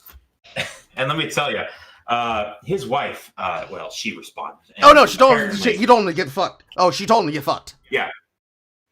Like there's no response. I mean, if you're Bill Burr's wife, if you're Bill Burr's wife, I would expect his wife to say that, even if it wasn't her. Like it doesn't even matter if it was Bill Burr. Like it wouldn't even matter if it was Bill Burr. This is kind of like the same. Go ahead. He found a good soul. My point is, he found a good soul partner or soulmate when they react exactly how I'd expect a wife of Bill Burr to react. Well, it doesn't even have anything. She's a fiery woman. I like that. I mean, it doesn't even have to even do with her being Bill Burr's wife. This is the most head-ass thing that I have seen this month, this week. And yet, there's probably going to be something worse. And the entire problem with this, what? This is why this is the fundamental core of salt swiping. It's that the only thing they can do is double down. They always have to be right. And in order to always be right, they always double down. So when the premise is Bill Burr is racist and you have contrary evidence, the logical explanation for them is to say, well, actually, it's like expected. Like I said, as soon as I found out who his wife was, I was like, oh God, this is a perfect storm. I can't wait to see what happens. I love Bill Burr. I've really gotten attached to him as of late. He's really fun. I really enjoy him. Well, see, it was. This is the thing that baffles me, which is why I'm trying to say that this is the thing. It wouldn't have even mattered if his wife was black. The words themselves is fucking stupid. Because do you understand how many levels of irony you have to be on to say, you see, the reason why this man actually married a black woman isn't because he lived in an urban city. It isn't because he grew up around her. It wasn't because he was ignorant to things that would have been black culture. And as he began to live with his wife, he learned things of the culture. Couldn't be that then after marrying her and having kids with her, there was things that then he would work into his routine. Wouldn't have mattered. Wouldn't matter if she was Dutch. Wouldn't matter if she was Russian. Wouldn't have mattered if she was white, suburbanite. Would not have mattered if she was riding on the Oriental Express, which would have been even funnier with this story. It wouldn't have mattered if she was Asian. Wouldn't have mattered if she was Pacific. Wouldn't have mattered if she was Mexican. Wouldn't have mattered if she was Spanish. The fact you said, and the words you said, sir, is he's racist because, you see, he actually only likes her in bed. What you just said was, men only go after women that they want to make subservient to them as sex slaves. Carl, I'd like to point to you to a Dreg video. Have you seen Dreg's video, satirical video, mind you, of the reverse ethno-state? No. Oh my god, because he called this shit. He literally called this shit. I'm not even joking.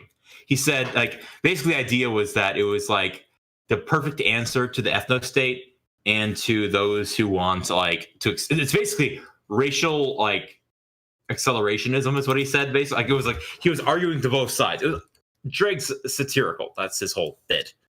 But one of the things he said there, I wish I had the quote. It was like, all I'm saying, he's discussing this with, in regards to like a white nationalist. He says, look, all I'm saying is that if you hate Mexicans enough, you'd find a wonderful Latina woman, you'd bang her up and have a mixed race kid, and then you raise that kid to bang other people, and in a long con game. Wouldn't that be hilarious? They wouldn't see it coming. It's like, and that was satire. That was literally taking the next step. And that's his whole thing. Like he does amazing satire in that regard. That whole video is a riot from start to finish because he's doing all this and it's just perfect satire. It's perfect. Like, it's just the next step. Well, I'm not sure if you saw it before, but we actually already had that kind of situation happen. Do you remember the Asian woman who made the tweet video? Or, excuse me, I think it wasn't that it was a tweet video. It was a video that was taken from TikTok and put in a tweet, where she was explaining that I would love to fuck a white boy because I'm literally going to fuck you out of existence. That was the take. I literally, that's what he said. He literally said that. Yes, that's right, gentlemen. Your dick is capable of genocide. We're gonna fuck him. We're gonna fuck him out of existence. Can someone archive this video, because I'm not gonna actually bother doing so when this channel gets taken down. You laugh. Like, that is literally like the second to last thing he said. We're gonna fuck him out of existence. Oh my god, satire has become reality. Holy shit! What a surprise! It's Clown World. Cause, like, the worst thing about the situation with Leyburn and his stupid ass steak is that even when he was told to fuck off by the wife of the person he was trying to antagonize, yes, he still kept going. Yes, because he can't be wrong. He can't be wrong. That's the wildest shit to me. Because you remove everything else from the situation. You still said a stupid head-ass statement that says men want to make women subservient sex slaves. Now, let's inverse this for a moment. Oh my god. What happens if you have a feminist who's all about the feminism, just loves herself some radfem, loves to drink male tears, both kinds, and all of a sudden she goes home to her white husband and is taking it every night, all night, because there is a increasingly and almost alarming amount of woke black women and also woke white women who are dating interracially. Are you implying that these black women want to be the racial slave to white men, and controversially, that these white men want to dominate their sexual partners, and it is an extension of trying to dominate a race? Because if so, I'm pretty sure you're doing the work of the alt-right right now. unironically. Because there's no other way to interpret that. It's weird. Oh my god, he went so woke. He advocated for the alt-right. Amazing. It would be weird to say that, right? If you just walked up to if you just walked up to a couple on the street and you said to them, "Oh, you see, the reason that he's into you is because he's only into women with fat asses, and you see, he just wants to go after that because he just wants to make you a sex slave, so he can just tap that ass every single night, all night." I would hope that somebody would knock their fucking teeth out just for the audacity of even coming up with it. But that's just me. That's just me. But that is just me. Yes. Moving on from that, we had something. It possibly could have been deleted. Next. I don't know if it was. I'm checking right now. I didn't archive this one because this one I don't think people were going to remove. Shit. But there's a streamer from Dexterio, which is headed up by Richard C. Lewis, who is their editor-in-chief ever since he took the position. Straight shooter guy. Writing on this Twitch streamer, Cats Play TV. If you can't afford to subscribe, fucking leave. You can't afford my channel. And this was a 2-minute 14 clip. And there was an additional clip on the back of this. And there were people who were thinking, well, come on, guys. This is just somebody who's doing satire, right? This is satire. No, it was not satire. So this is right before we're about to go into something that's going to happen on, I think it's the 22nd, Tuesday, or was that Monday? I can't remember. I think it was actually the 19th and already happened. I don't know. We'll see. I have details on it. I'm studying the situation, but I haven't covered it. This happening at the same damn time brings up the good old Twitch thought debate and whether or not there is an issue with, well, aggressive streamers demanding their audience pay for things. And I'm not quite sure how I feel about the e-boy and e-girl question, because ever since the proliferation of more and more Schadenfreude accounts that exist just to post the L's, as much as I love to see e-girls and e-boys post the L's on the platform, whenever shit like this happens, it always feels like it's live bait. You know what I'm saying? Like, yes, we can laugh at this stupid thing that happened, but if you laugh at it, someone's going to take you laughing at it and saying, and this is the reason why we need to have more enforcement on Twitch. This is the reason why we need to have more censorship and more control of things on the platforms. Because if you don't do this, then people are going to harass it. And I'm so fucking over it, but at the same time, it's funny to point out because this is something that continues to happen over and over and over and over and over and over and over again. People like myself have said this. People like Devin Nash have said this. Any person who looks at the industry can see that it's a pattern. There is almost always, because sometimes it's men, when they're not being taken out of context and people can't tell that they're being sarcastic because guys are better at doing this deadpan than women can be most of the time. But it gets annoying, you know, to see yet another person being possessive and using the loopholes that come with a extremely, in my words, radical left platform like Twitch that will take absolutely no problem to ban women on the platform for the crime of their child being on the screen for like 3 seconds when they had to leave the room to do something. And they're willing to do that to an organization's professional player.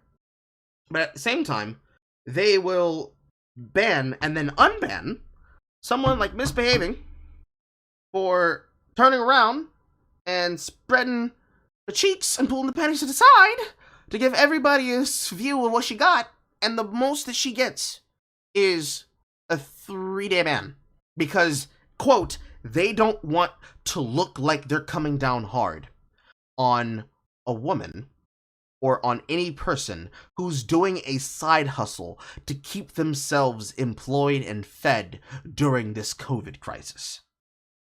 I would feel that it would be in the best interest, even for women who choose to do this. If you choose, you know, if you want to be a booby streamer, if your thing is that you want to you want to thirst trap kids on the platform, you want to thirst trap dudes on the platform, you want to thirst trap them and get them into your your parasocial loop until they give you money, to see pictures of you on your OnlyFans. If that's your bop, I'm not telling you to not do your thing. But at some point, you're going to have to actually help people push back against this, because this doesn't help you, right? I think we can agree on that. Charza? Yep, I seem to have lost my co-host. Hold on. That was me. I muted my mic. Okay, the whole time I muted my mic. Shit. Okay. Right. But yes, your thoughts. Well, I sent you a picture in Discord DMs. Yes, that picture. Put that on screen for a sec. I think that'll. I'm going to use that as a background in the backdrop in this. But I will say, now you were saying about what you're saying is if you're going to do this kind of shit, be honest. Or what did you mean by the last bit you said? I had a bit of difficulty understanding that. My entire thing is that the argument about Twitch thoughts and whether or not Twitch thoughts should be taken seriously, whether or not people do things or whatever, I am so fucking over it, because the entire problem, even with the argument of like Twitch thoughts, and you see the Twitch thoughts, they're killing the platform. No, they're not, because if the platform was going to heavens, so they're keeping it afloat. Because if the platform was going to die, it would have died way back when Trainwreck made his infamous fucking speech. The problem is not. If anything, it would have gone the way of freaking what's it called, Mixer. The problem is not the Twitch thoughts, right? That's almost always the argument that a lot of people choose to go to, especially when they're uninformed of the issue. Because actually, it's as simple as, number one, no, the Twitch thoughts are not the problem. They are simply a symptom of the issue, which is people on the internet want to make money, and they know that sex sells. And they also know that they, too, are using a platform that is almost always giving favoritism and treatment to both partners and also affiliates that toe the right lines, have the right politics, and do the right things. To go back and... So in other words... To go back and... Show the picture as you're saying it. Hold on, I am. Show the picture. Hold on, I am. I'm trying to do... I'm walking and talking at the same time. This goes along inside of something that I reported on my channel when I was reporting on the news story of Critical Bard, the black streamer that decided to become a black supremacist for like 20 minutes straight. Yes. Like, that is the environment that you're working in. No, it is not the Twitch thoughts that are causing the problems. It is not the streamers that are causing those problems, although the antics they get up to can cause the website issues, because this is what started the problem with the DMCA issues, to the point that you have Blizzard hiring Metallica and having Metallica playing Metallica music and getting censored on Twitch, because Twitch is so fucking terrified of the RIAA claiming anything that they play that they will censor a person who has been paid by Blizzard to try and make one of their conventions a really great spectacle. You didn't see that problem on YouTube. It only happened on Twitch. So, with issues like that, and with issues that have always happened on these platforms, it is not the platform. They're not killing the platform. And thirdly, if you're going to constantly blame the women, no, it is not the fact that women are streaming that is an issue. It is that you have an entire view of this is what people see. And they take that mental image and they graft it onto every other streamer they see. They assume, oh, well, all the women are like this. Or, oh, all of the streamers are like this. They're toxic and they're petty and they do shit like this all the time. Why should I give them money? Why should I care?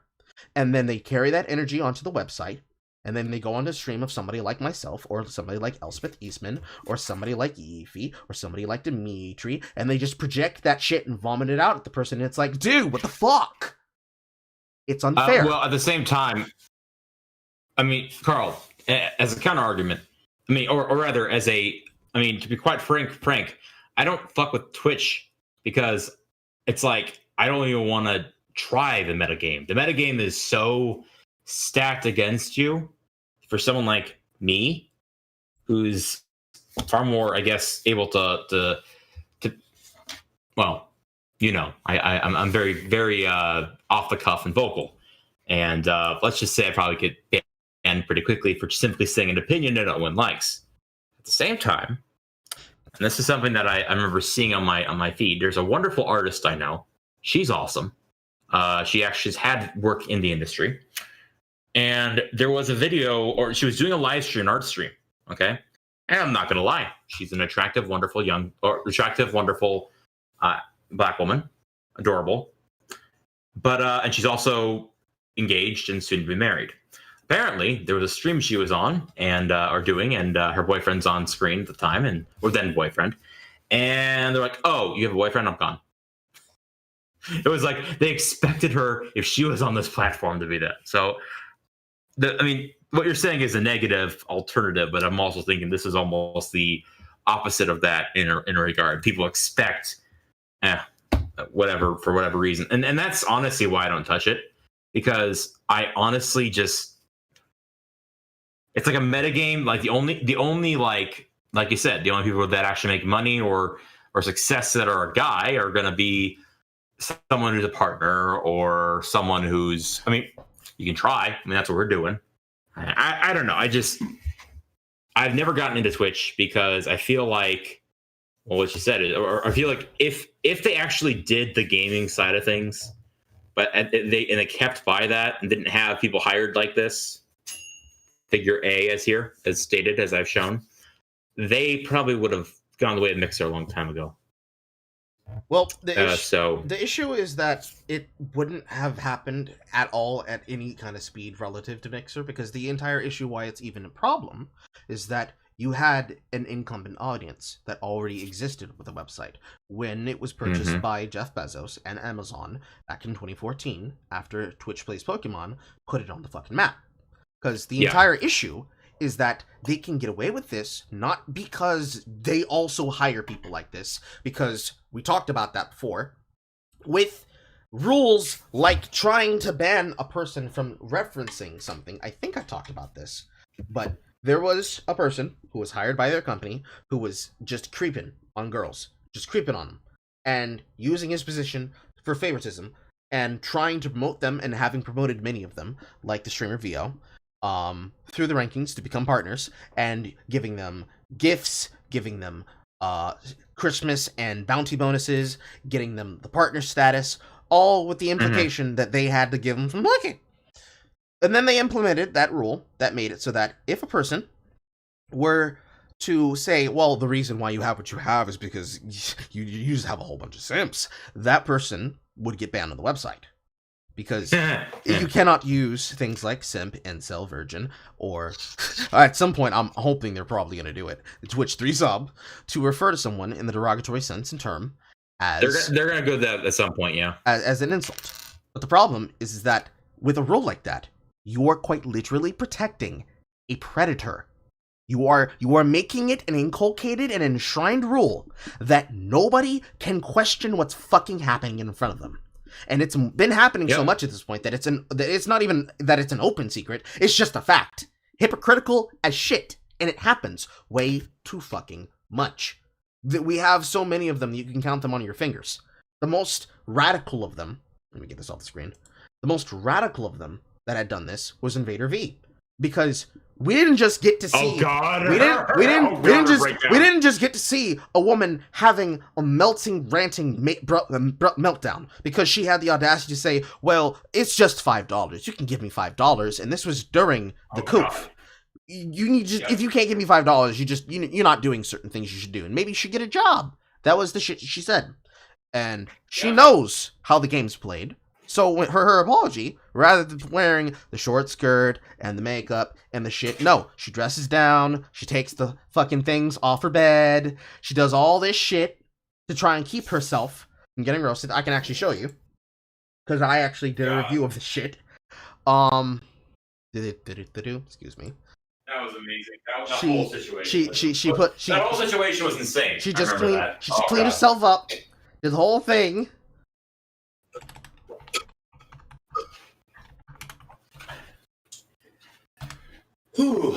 Like she did a whole thing, because consider it crazy. Consider what she's wearing from the situation, right?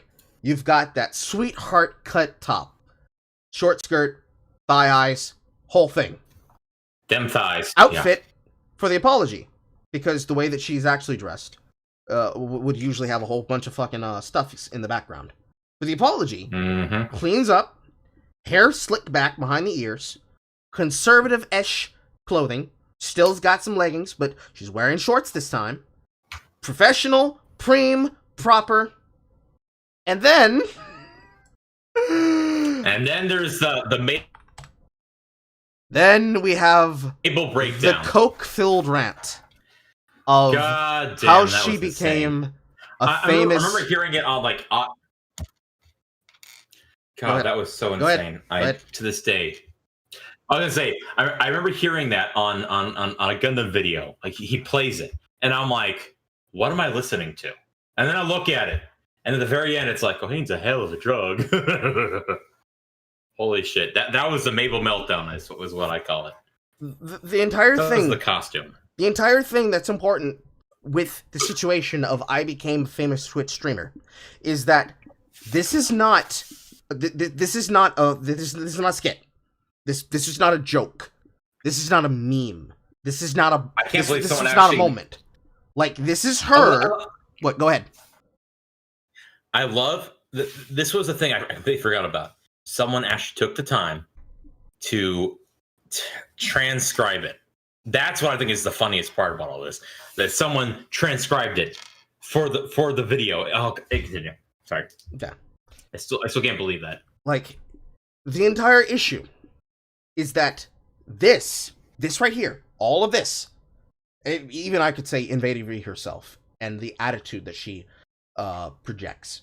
This is the issue that people project onto the entire streaming business. Because she tells you straight out, I did it to get famous. I fucked a dude who probably didn't give a shit about my dream, but god damn it, that shit worked out for me, because I sucked his dick, and I fucked him, and he bought me this stuffed animal. She only cares. Carl, go ahead. Carl, I just realized something.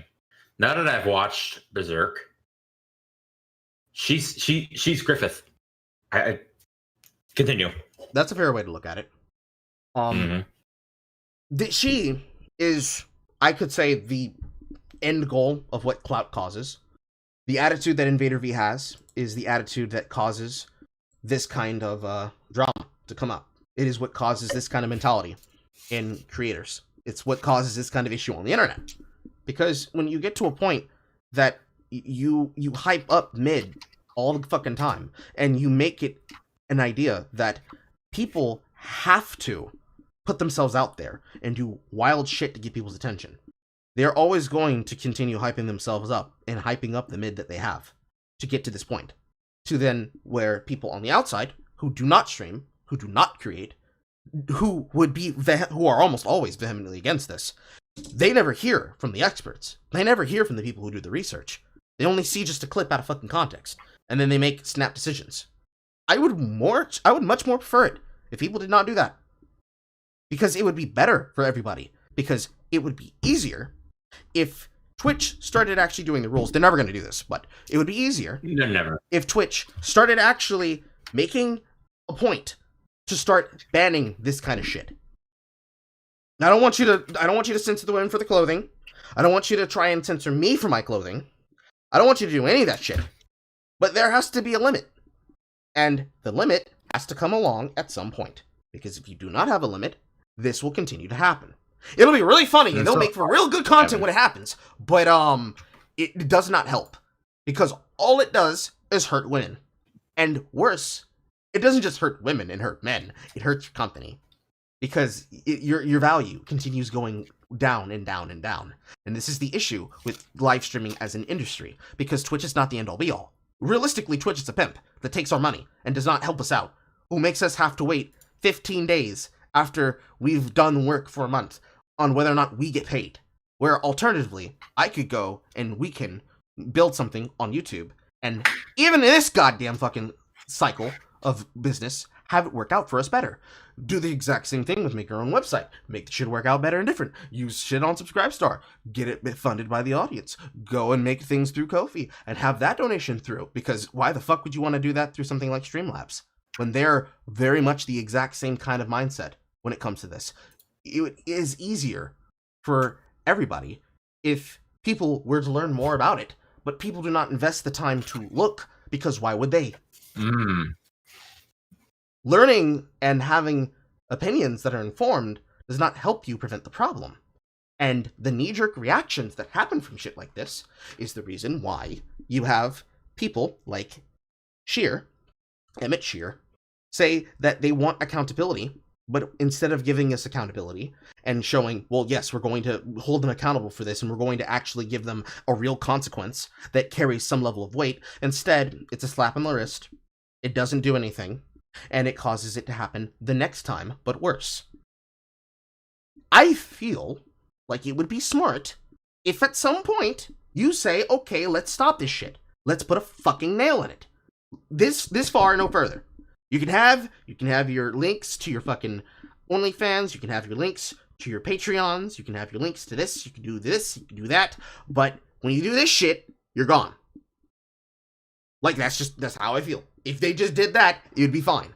No, it would not be the work of a private platform, because number one, they're not a private company. They're publicly traded. That's number one. Number two, no, because they are the town square at this point, along with social media in general, especially Twitter. They are the social town square of where most people go to see things, because they have the highest number of both streamers and viewers, technically, and thus they have that market share that has slowly been fractioning up further and further from Facebook gaming and from YouTube gaming and YouTube streaming. And you want there to be a website that's going to come along and try to make that happen, but unfortunately, as we've seen now with Mixer, and you see with things like DLive, which you would hope would work, but doesn't, because unfortunately that's a project that literally is there to take your money. They're only interested in making blockchain money and nothing else, which is why it's not used as much. You always will have this Twitch is a pimp situation, as long as this kind of thing happens. And it's unfortunate that it happens like that, but there's not much you really can do other than remove yourself from the equation. You know, you can use the website the way that I use it, or you could just choose to not use it the way that Charza uses to use it, but at some point, you have to understand that this shit has an actual effect on the culture. Like, this is actually responsible, and can be as responsible, like what we were talking about earlier with abortion, just as much as you could talk about anything else. Like, this is what kids see. Like, literally, this is what kids see. This is what they think is okay. Yeah, it's like what is it? They isn't there like a survey that says something about what do kids want to be now? They want to be influencers. They want to be YouTubers. They want to be like Jake Paul. And it's just like, it won't stop until we say no more, I guess. It would be better if there were better influences to replace these individuals, because a lot of it comes from, even now when you discuss the problem, a lot of it comes from the fact that you have to mention the issue, and that instead of having to talk about it and being like, oh yes, I did something to help the problem. The thing that would actually help it would actually be being part of the solution and making something different. Agreed. Offer up and place it. Agreed, 110%. But the problem, like, the problem with that is the exact same problem with why there's so many streamers on the platform, but there's not a lot of viewers, or there's not enough viewers to go around. It's a perception issue, because the amount of people in your audience is not indicative of the quality of your work. It is indicative. Oh, exactly. I have seen that on YouTube, especially. It's indicative of the popularity of the work. And as long as people are using the excuse of, well, I watch this popular streamer because I know them through my work, that kind of networking is going to just lead to where it already is now. Because we've already gotten to the point that you're looking at the collabo method and the collabo archetype work its way through Twitch. Because with a collab meta, you never have people not working around each other, streaming with each other, and hosting each other, and live streaming with each other, and getting awards with each other, going out to places with each other. You will never see people come up through the cracks unless they get lucky or they go viral. Method, yeah. So, if people are not going to get the attention that they want, and they want to try and be the one that separates themselves from the pack, The only way that happens is that you either network and you do it the hard way, or you do some random shit. Get some people to sign into you. Do something something stupid that gets people to click, and then try to convert those people into watchers. I'll be honest, Carl. One of the kind of almost instinctive strategies I did, and it got me where I am now with Gundam, was the old animate someone you like animate a video, like animate the audio of a YouTuber you enjoy. That's how I got Gundam was like, holy shit, you're making my stuff funny. And I was basically applying what I used to see, which was like people animating like the Game Grumps and whatnot. And I applied it to a YouTuber that I really enjoyed. Mm-hmm. So it's the same. I mean, and it was just something where it just came naturally. I'm like, I saw a lot of my YouTubers that I enjoy collaborate with people. I mean, I look at Two Snacks, who got their start basically making a parody of Two Best Friends Play with My Little Pony, Friendship is Magic, with like two of the sisters. And like now they're freaking like the animation guy for Matt McMuscles is the What Happened series, alongside doing other projects. And it's like, so for me personally, I was like, oh, that makes sense. Now, mind you, but yeah, what you're saying with the change, like, can't be the change if you have to get lucky, or you have to collaborate. And oh fuck, I don't even. This is the meta is so stacked against you in my opinion, at Twitch, that I was like, I wasn't gonna do that. I'd rather take my chances streaming on YouTube and in between things and building an audience there, because I felt like I personally felt like a lot of things on Twitch was a very almost zero-sum game. Mm-hmm. Where like personally I wanted to make content like my animations, and it didn't make sense to build an audience there for me. I didn't game that much. I still don't game too much, but part of this entire thing is that's by design. Like, this is it was actually with Devin Nash, and with talking about the ninja skin from Fortnite and discussing specifically Tyler Blevins and his climb, that actually puts a word on it, and it's really the Icon Mountain problem. Because the issue with all of these websites and with all these places is that people go to YouTube and they want to be YouTubers, or they want to go on Twitter and become celebs and become famous because that's where people are. If I want to do thing, I must go where there are eyes. Therefore, I use thing to bring eyes to me. And this is part of the strategy. In other words, me with Twitter, this is part of the strategy. If you want to be able to bring people to go look at the thing you make, you have to put yourself out there.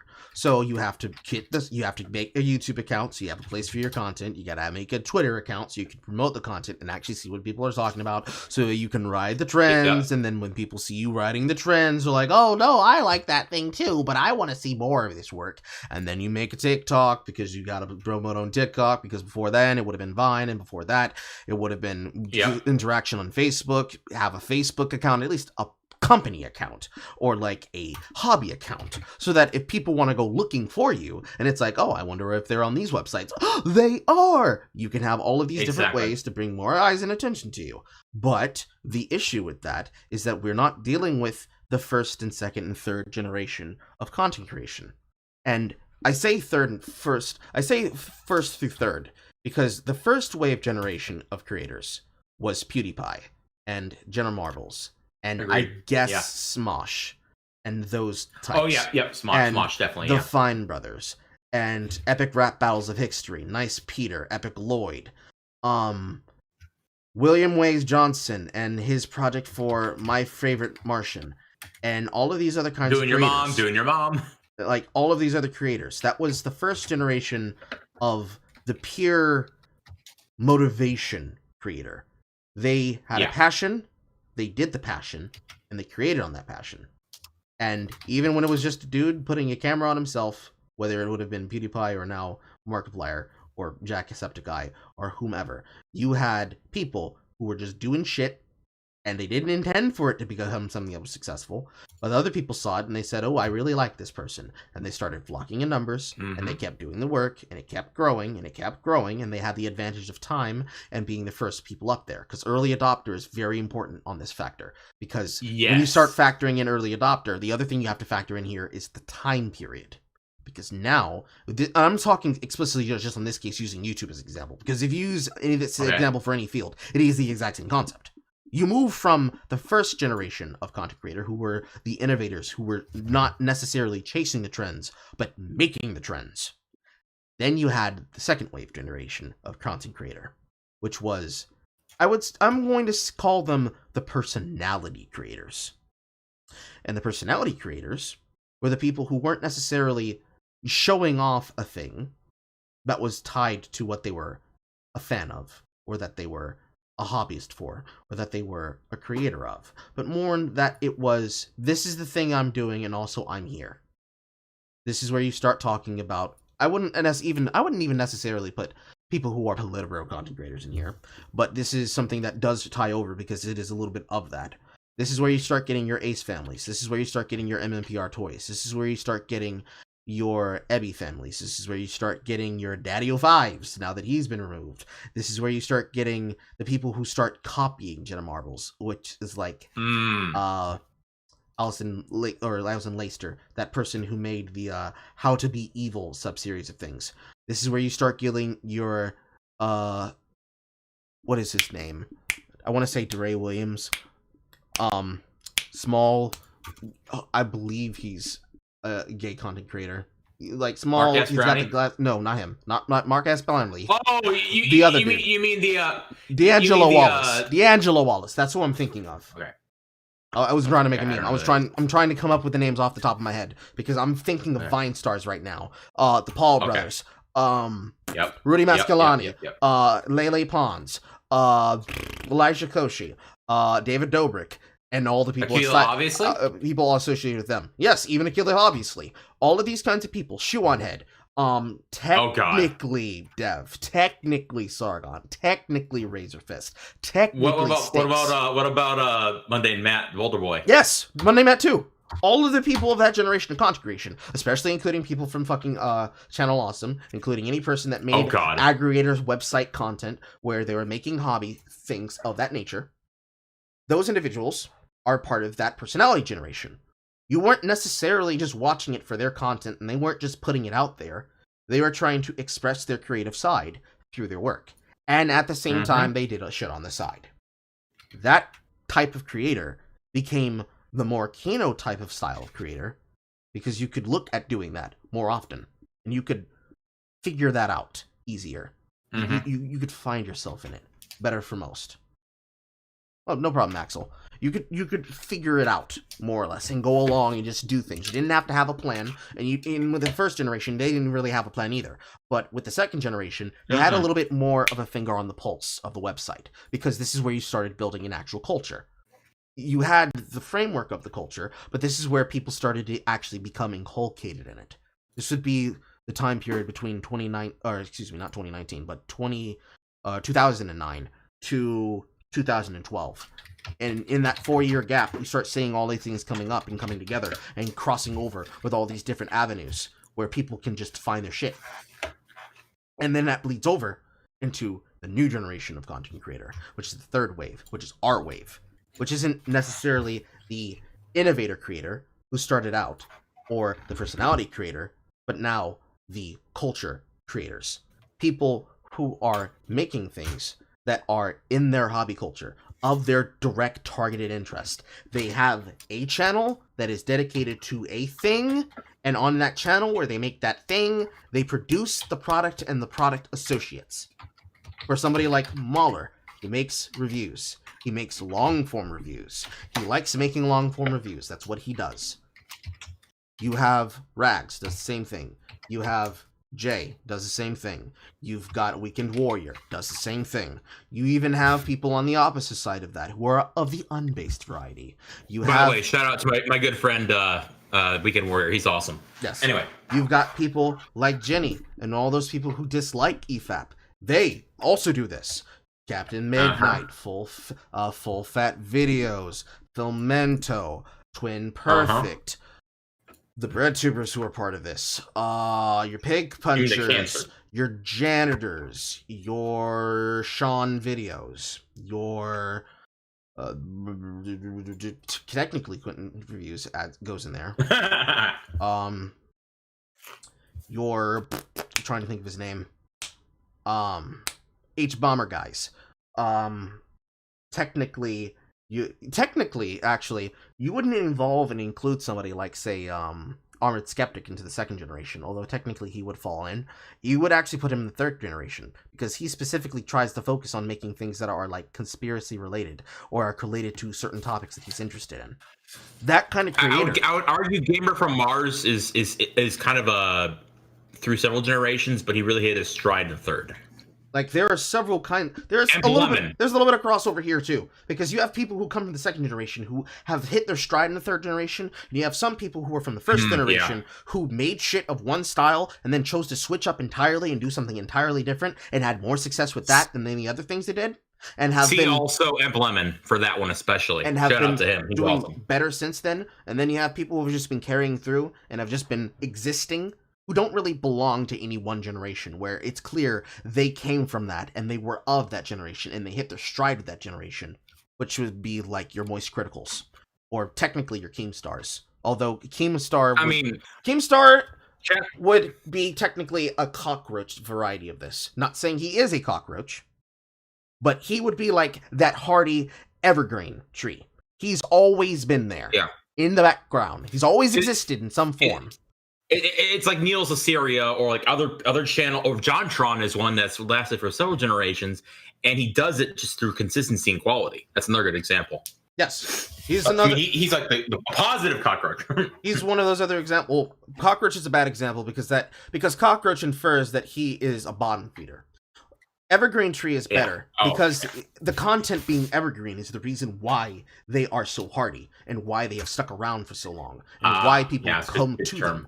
It doesn't matter what season of content they stay in, they usually are able to stay above the curve because they started out early, they got things to work for them, and they were able to stay, they were able to stay consistent, and it never was an issue for them to focus on those things. But the problem that ties all of this together is censorship. Constant rule making, constant rule breaking, overreactions to the culture, making new rules based on trying to stop things in the culture, overreacting to their overreaction of the rules and how those things pull back and forward, overreactions and reactions to rules that have been made on the legal side of business, especially concerning or rules in the algorithm. Like, I mean, algorithm is an entirely different thing entirely. But yes, too. My point in bringing in the algorithm is a nice compare and contrast concept. I mean, I know of like several animators from the quintessential Newgrounds era, and many of them have approached the issue of animation being suppressed in different ways. I know, like the obvious example is Egoraptor and Ross, and how they basically just gave up on it entirely. And Ross has been more forthcoming about it. Ego has basically been swallowed by his own ego.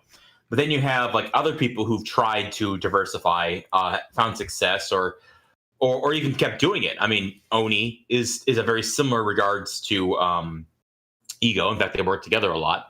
But another example would be like, for example, Max G, who hit his stride about 2010 with the Pony.move series. And every time that I reference him as one of my biggest influences, will always say to me, don't be me. But then you also have Harry Partridge, who was almost even further back. And his whole thing is, I'm just making what I love. Then you have, Legendary Frog, who doesn't really animate anymore. But like, there's a that alone is a wonderful spectrum of like this whole issue itself. It's like, I mean, at least from the algorithm and how it affected animation. And, well, that was the point I was getting to. Okay, sorry. It's okay. It's okay. But all of these things go together because it is, unfortunately, this culture and how you have censorious figures who want to try and nanny state everything that causes the reason why it's so hard for things to be discoverable. You can't have discoverability if the rules that you make are always being used specifically to not make it a website that is focused on supplying people with the thing they want to watch, but rather trying to suggest to them what you want to trend. Because, well, you see, we've put money into this person, and this person is the thing that we intend to sell these ads with, and we want to sell people these ads, so we're going to prioritize these people who we want to be the focus of all these topics. But at the same time, we don't want them to be talking about these risky topics. Oh, we can't do that. No. Oh, no. So let's make rules. Go ahead. I was gonna say, my cousin currently works at YouTube, and her whole job, is what she described, was finding influencers and matching them up with products to show, basically. So if you ever want confirmation that that's the case, well, my cousin's job description is pretty apt on that. Anyway. Well, it's the entire thing. Because these waves have gone through different waves of censorship. You had your Meeper, you had your Nopa, you had your Soapy, you have now your fucking Kappa. And now you have the threat, or rather the constant burning background effect, of the website just simply not giving a shit. I still have a strike that I don't deserve, technically a warning, on my channel because of somebody trying to blackmail me into doing something I did not want to do. I explained this to the website. I explained this to YouTube, and their reply is, "Oh, we're sorry that happened. We'll pass the information along to our team." We're in a time period where it is hard for people to be discovered. It's hard for people to get creation done. It's hard for them to be motivated to do anything. Because unfortunately, this is what they have to look at. They're looking at their favorite creators and they're like, yes, I would love to have the opportunity to be like them. But it's the difference between having the ability and having the opportunity. Plenty of people can make excuses to say, well, if only I had a hammer. But it's not a hammer fallacy problem. You literally have somebody putting a finger on the scale. And there's nothing you can do about the finger on the scale unless you were to cut the hand off. But you can't cut the hand off. I mean, here's a great example of that. I'll be honest. This is my standing theory on it. When Gundam approached me about the VTuber setup, it was his method of his almost Hail Mary to try and get ahead of the curve and also to break the YouTube algorithm, because at the time he was just doing commentary over gameplay. And I kind of looked at it like you were basically doing a kind of leafy thing. Not exactly. He was a lot funnier, for example. But because like the algorithm probably identified him as something like that, they're like, we're not going to cover it. And so he gets repressed or suppressed, whatever. And the VTuber setup was almost like a way to get around that, or rather a way of like spicing up the videos. And I'll be honest, when that whole shit blew up with Pokimane, that was what we were aiming. Like he said to me, like, we just need one viral hit, and I think this is going to blow up. And it did. The problem was, after that, Susan decided she was going to directly fuck with him and just suppress his videos entirely. It reminds me a lot of the algorithmic adjustments like that to prevent anyone else from popping up organically is like how the election was, quote unquote, fortified Hong Kong. Well, that is exactly what it is. That is exactly what it is. The reason why you don't have discoverability on a website like Twitch is not just because they're not interested in creating it. They do not care. They don't need to create it. People will do shit that brings attention. It's part of the ecosystem. Mm-hmm. It's a part of the culture of the website. You'll have more people bringing attention to a particular streamer that they think they want to go viral and make trend because of something that happens on the live stream fails. More than somebody having a good point or a good topic or a good example. It's something that drives people to frustration and tears. I know I've been there. Yep. It's advice that is important. There, it's advice that requires a certain kind of advice and attention brought to it. And the best advice that I can give, and I'm going to quote Vanessa on this, Gothics TV, is that you can't just sit there and bitch about it. You have to do something. But the problem is that people don't involve themselves enough in the process to know what to do. Because it takes a lot of interest. It takes a lot of research. You have to notice things. You have to have skin in the game in order to understand it. Which I'm going to use I'm not going to lie. That's kind of like, honestly, when it comes to my stuff, like I said, me choosing to piggyback off certain things has been a more or less a good method. To be honest, I haven't been really trying to keep up on that. I've had a lot of things in my life, but that's been something I've kept an eye on. But at the same time, like it's like I don't want to be on Twitch because A, that's not my primary goal, and B, because of that, there's no point in me learning the meta in there. I have a certain meta with YouTube that I need to be better at, but at the same time, it's like one thing at a time, buddy. At the same time, and I'm going to use this transition over to the next topic here. Yeah, please do. I'm sorry, we rambled about this one. No, I wanted to have a good conversation about this so that I could blend over to this. Okay. Because now, when you get into issues with companies putting their weight behind social issues, which is what they're pretty much trying to sell you on. Good Lord. Because what is Women's Gaming Month other than Twitch trying to push politics of you need to support all women on you? And what is the idea of someone like Ibram X. Kendi, a known black supremacist, and I'll explain why in a second on this quote, coming along and saying to you, locking arms with Asian Americans facing this lethal wave of anti-Asian terror. Their struggle is my struggle. Our struggle is against racism and white supremacist domestic terror. When you have this person, and they are... That's a lot of astroturfing horseshit. When you have this person, and this is the person who says, quote, racial discrimination is not inherently racist. This is what Ibram Kendi has written. The defining question is whether discrimination is creating equity or inequity. If discrimination is creating equity, then it is anti-racist. These are his words, directly from his bestseller, How to Be an Anti-Racist. If discrimination is creating inequity, then it is racist. Someone reproducing inequity through permanently assisting and overrepresenting a racial group into wealth and power is entirely different than someone challenging that inadequacy by temporarily assisting an underrepresented racial group into relative wealth and power until equity is reached. This is the crux of an issue here. And the reason why it is the crux of the issue is the following final passage. The only remedy to racist discrimination is anti-racist discrimination. The only remedy to past discrimination is present discrimination. The only remedy to present discrimination is future discrimination. This is the corpro method in whole.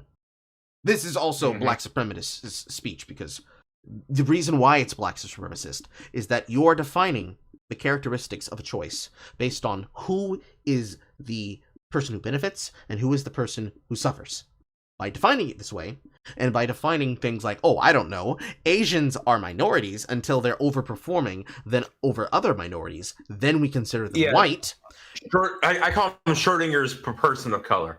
Like that, that concept, rather. When you run with that through line of logic, and you take it to its logical extreme and conclusion, when a company chooses to support something like Black Lives Matter, but at the same time says absolutely nothing about the lives of whites that are lost because of these riots, or the life of other black people lost because of other black people shooting other black people during the riots, the action of bolstering a narrative that is lying, disenfranchising, and harming the minorities you say you so care for is actually you perpetuating anti-racism. But no, it's not anti-racist if it's our kind of racism. And by discriminating on this method, you have set the standard that will perpetuate the cycle, because it will always be political football. Well, it's not discrimination when we do it. Well, it's not discrimination when we do it. And back and forth and back and forth and back and forth. Well, as they say, like, these cultural Marxists are like everything's a power play. So for them, it makes perfect sense. Yes. But like, it extends itself into bigger issues like that, because that is what companies are constantly ping-ponging about. They're always trying to register for pre-crime. And the problem with the pre-crime is you're never going to be able to solve the pre-crime. It can't be. You'll never reach a conclusion because you're not supposed to. It's not supposed to make sense. It's just supposed to be something they say to go about. Which leads you to shit like this from The Daily Show, where, quoting from Andrew Sullivan, notice that Noah also argues along critical theory lines that the intent of a criminal is irrelevant. Imagine removing intent from critical prosecutions, and you begin to see where this ends. That shit flows directly into all the things, because this is what happens all the time. If I go onto a website like Twitch, and I look into the intent of somebody like Critical Bard, who chooses to say some head-ass shit, and I say, this man's being racist, He's being racist against white people. And he's being racist against white people and biracial people. When he says, actually, no, I'm just saying, I can be proud of being black, and you can be proud of being Italian, you can be proud of being Latin, but you can't be proud of being white, because white's a color. You don't know what white is. And at the same time, you have this person telling someone else, see, your skin ain't too dark, bitch. How you come out looking like fucking pashed? How you do that? How you come out looking like gray, blob, beige? What else? What can you do? What do you define that as at that point? What is that other than the racist actions of an anti-racist? Well, Carl, I first encountered this kind of mindset. That's being very gracious of me saying. When I don't know if I ever showed you this. I know a good friend of the channel, Frozen Binary Studio. Hopefully, she's in the chat. Remembers this very well. But there was a situation back when Destiny was canceling JonTron. I think it was the summer of 2018 is when this all went down. Where I said basically, but JonTron isn't white, and this aptly named Sinos, the dense NIGG, said, "No, he looks white, therefore he is. If he looks white, he's white, even though he's half Persian." And then, of course, the inevitable argument breaks down to, no, Michael Jackson doesn't count because XYZ reason. It was hilarious. It was sad. But again, it's like that kid, I muted him, and then I would wheel him out every so often by adding him and watching the fireworks. Because, I mean, but it is a power play. It is what they do. It's one thing I've seen where it's honestly, Carl, to be quite honest, it is the natural evolution of something I noticed when I was in high school. Little bit of spoiler or a little bit of a background on Charza here. I was in high school in 2006 through 2009. In my junior year, I had the brilliant idea of reading Brave New World and then following it up with Bill O'Reilly's Culture Warrior. I was far more conservative. I watched a lot of Fox News. But one thing, I've grown out a lot of that because, let me tell you, nothing's more embarrassing than cracking your voice to the low level it is now at a fucking Sarah Palin rally. But one thing I theorized at that time, when I would watch Hannity and Combs and watch some crazy leftist dance around. Hannity, one of the challenges, the thing I know and theorized was that the left, or the Democrats, or whatever they were at the time, would exploit the weakness of the right in the sense that they would use the principles. They would exploit the principles that they did not have to win the argument that they had. They appealed to their principles and weasel words and tripped them up via it. It wasn't until 2016 that I realized how true that statement was. Because as soon as Trump won, that mask came right off that I had for the last 10 years seeing people. But that's what it is. I mean, in some regard, in a certain regard, that's what this cultural Marxism, or whatever they call it, whatever name du jour they call it. It's just that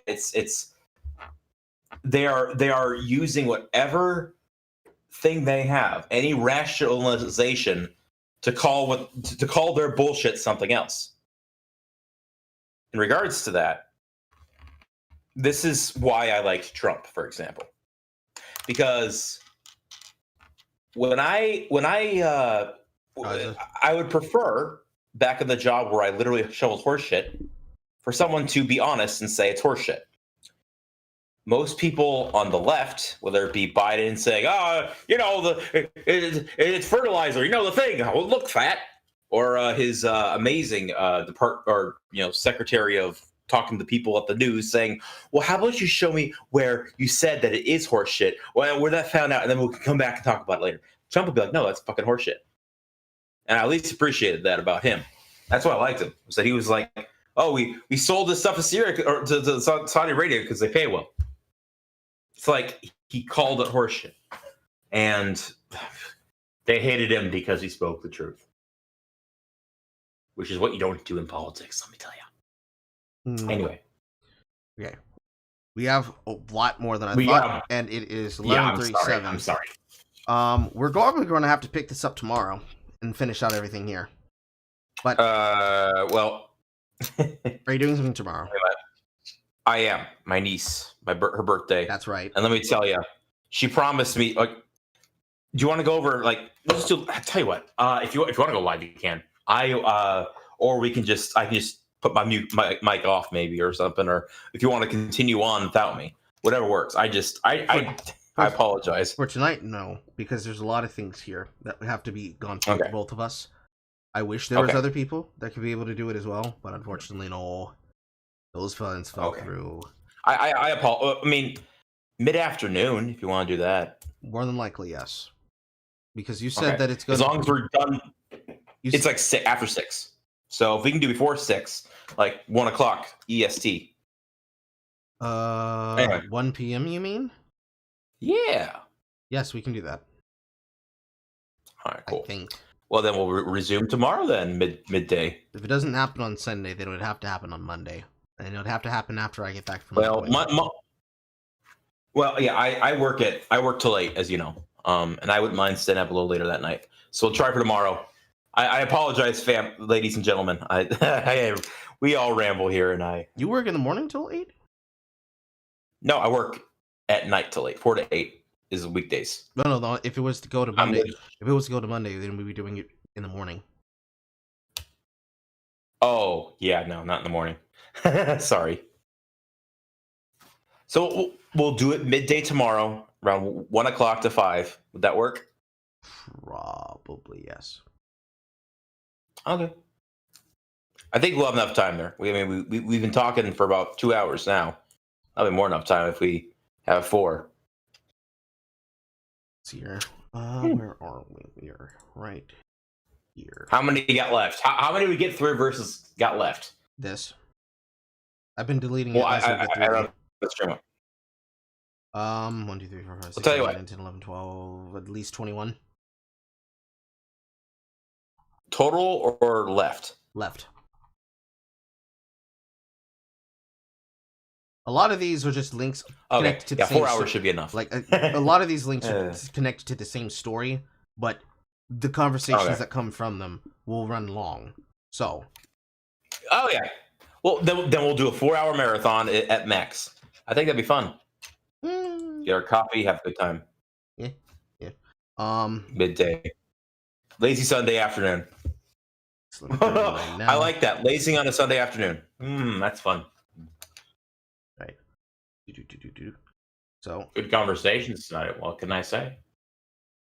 I'm gonna go ahead and cut it there so that you can get some sleep. I have insomnia, so that's not gonna happen. But we'll probably pick this up tomorrow. Yes. All right. Thank you, everybody who was watching. I'm Carl. This is Charza. Well, no, I'm Charza. You're Carl. Mm-hmm. You saying this is Carl? No, you're Carl. Or this is Charza? No, you're Carl. I'm Charza. Okay. Right? They said I could say goodnight. I'm sorry. I was trying to make a goofy joke and I failed. Say goodnight, Charza. Good night, Charza. All right. See you later, everybody. See you all tomorrow. Nice. See you tomorrow.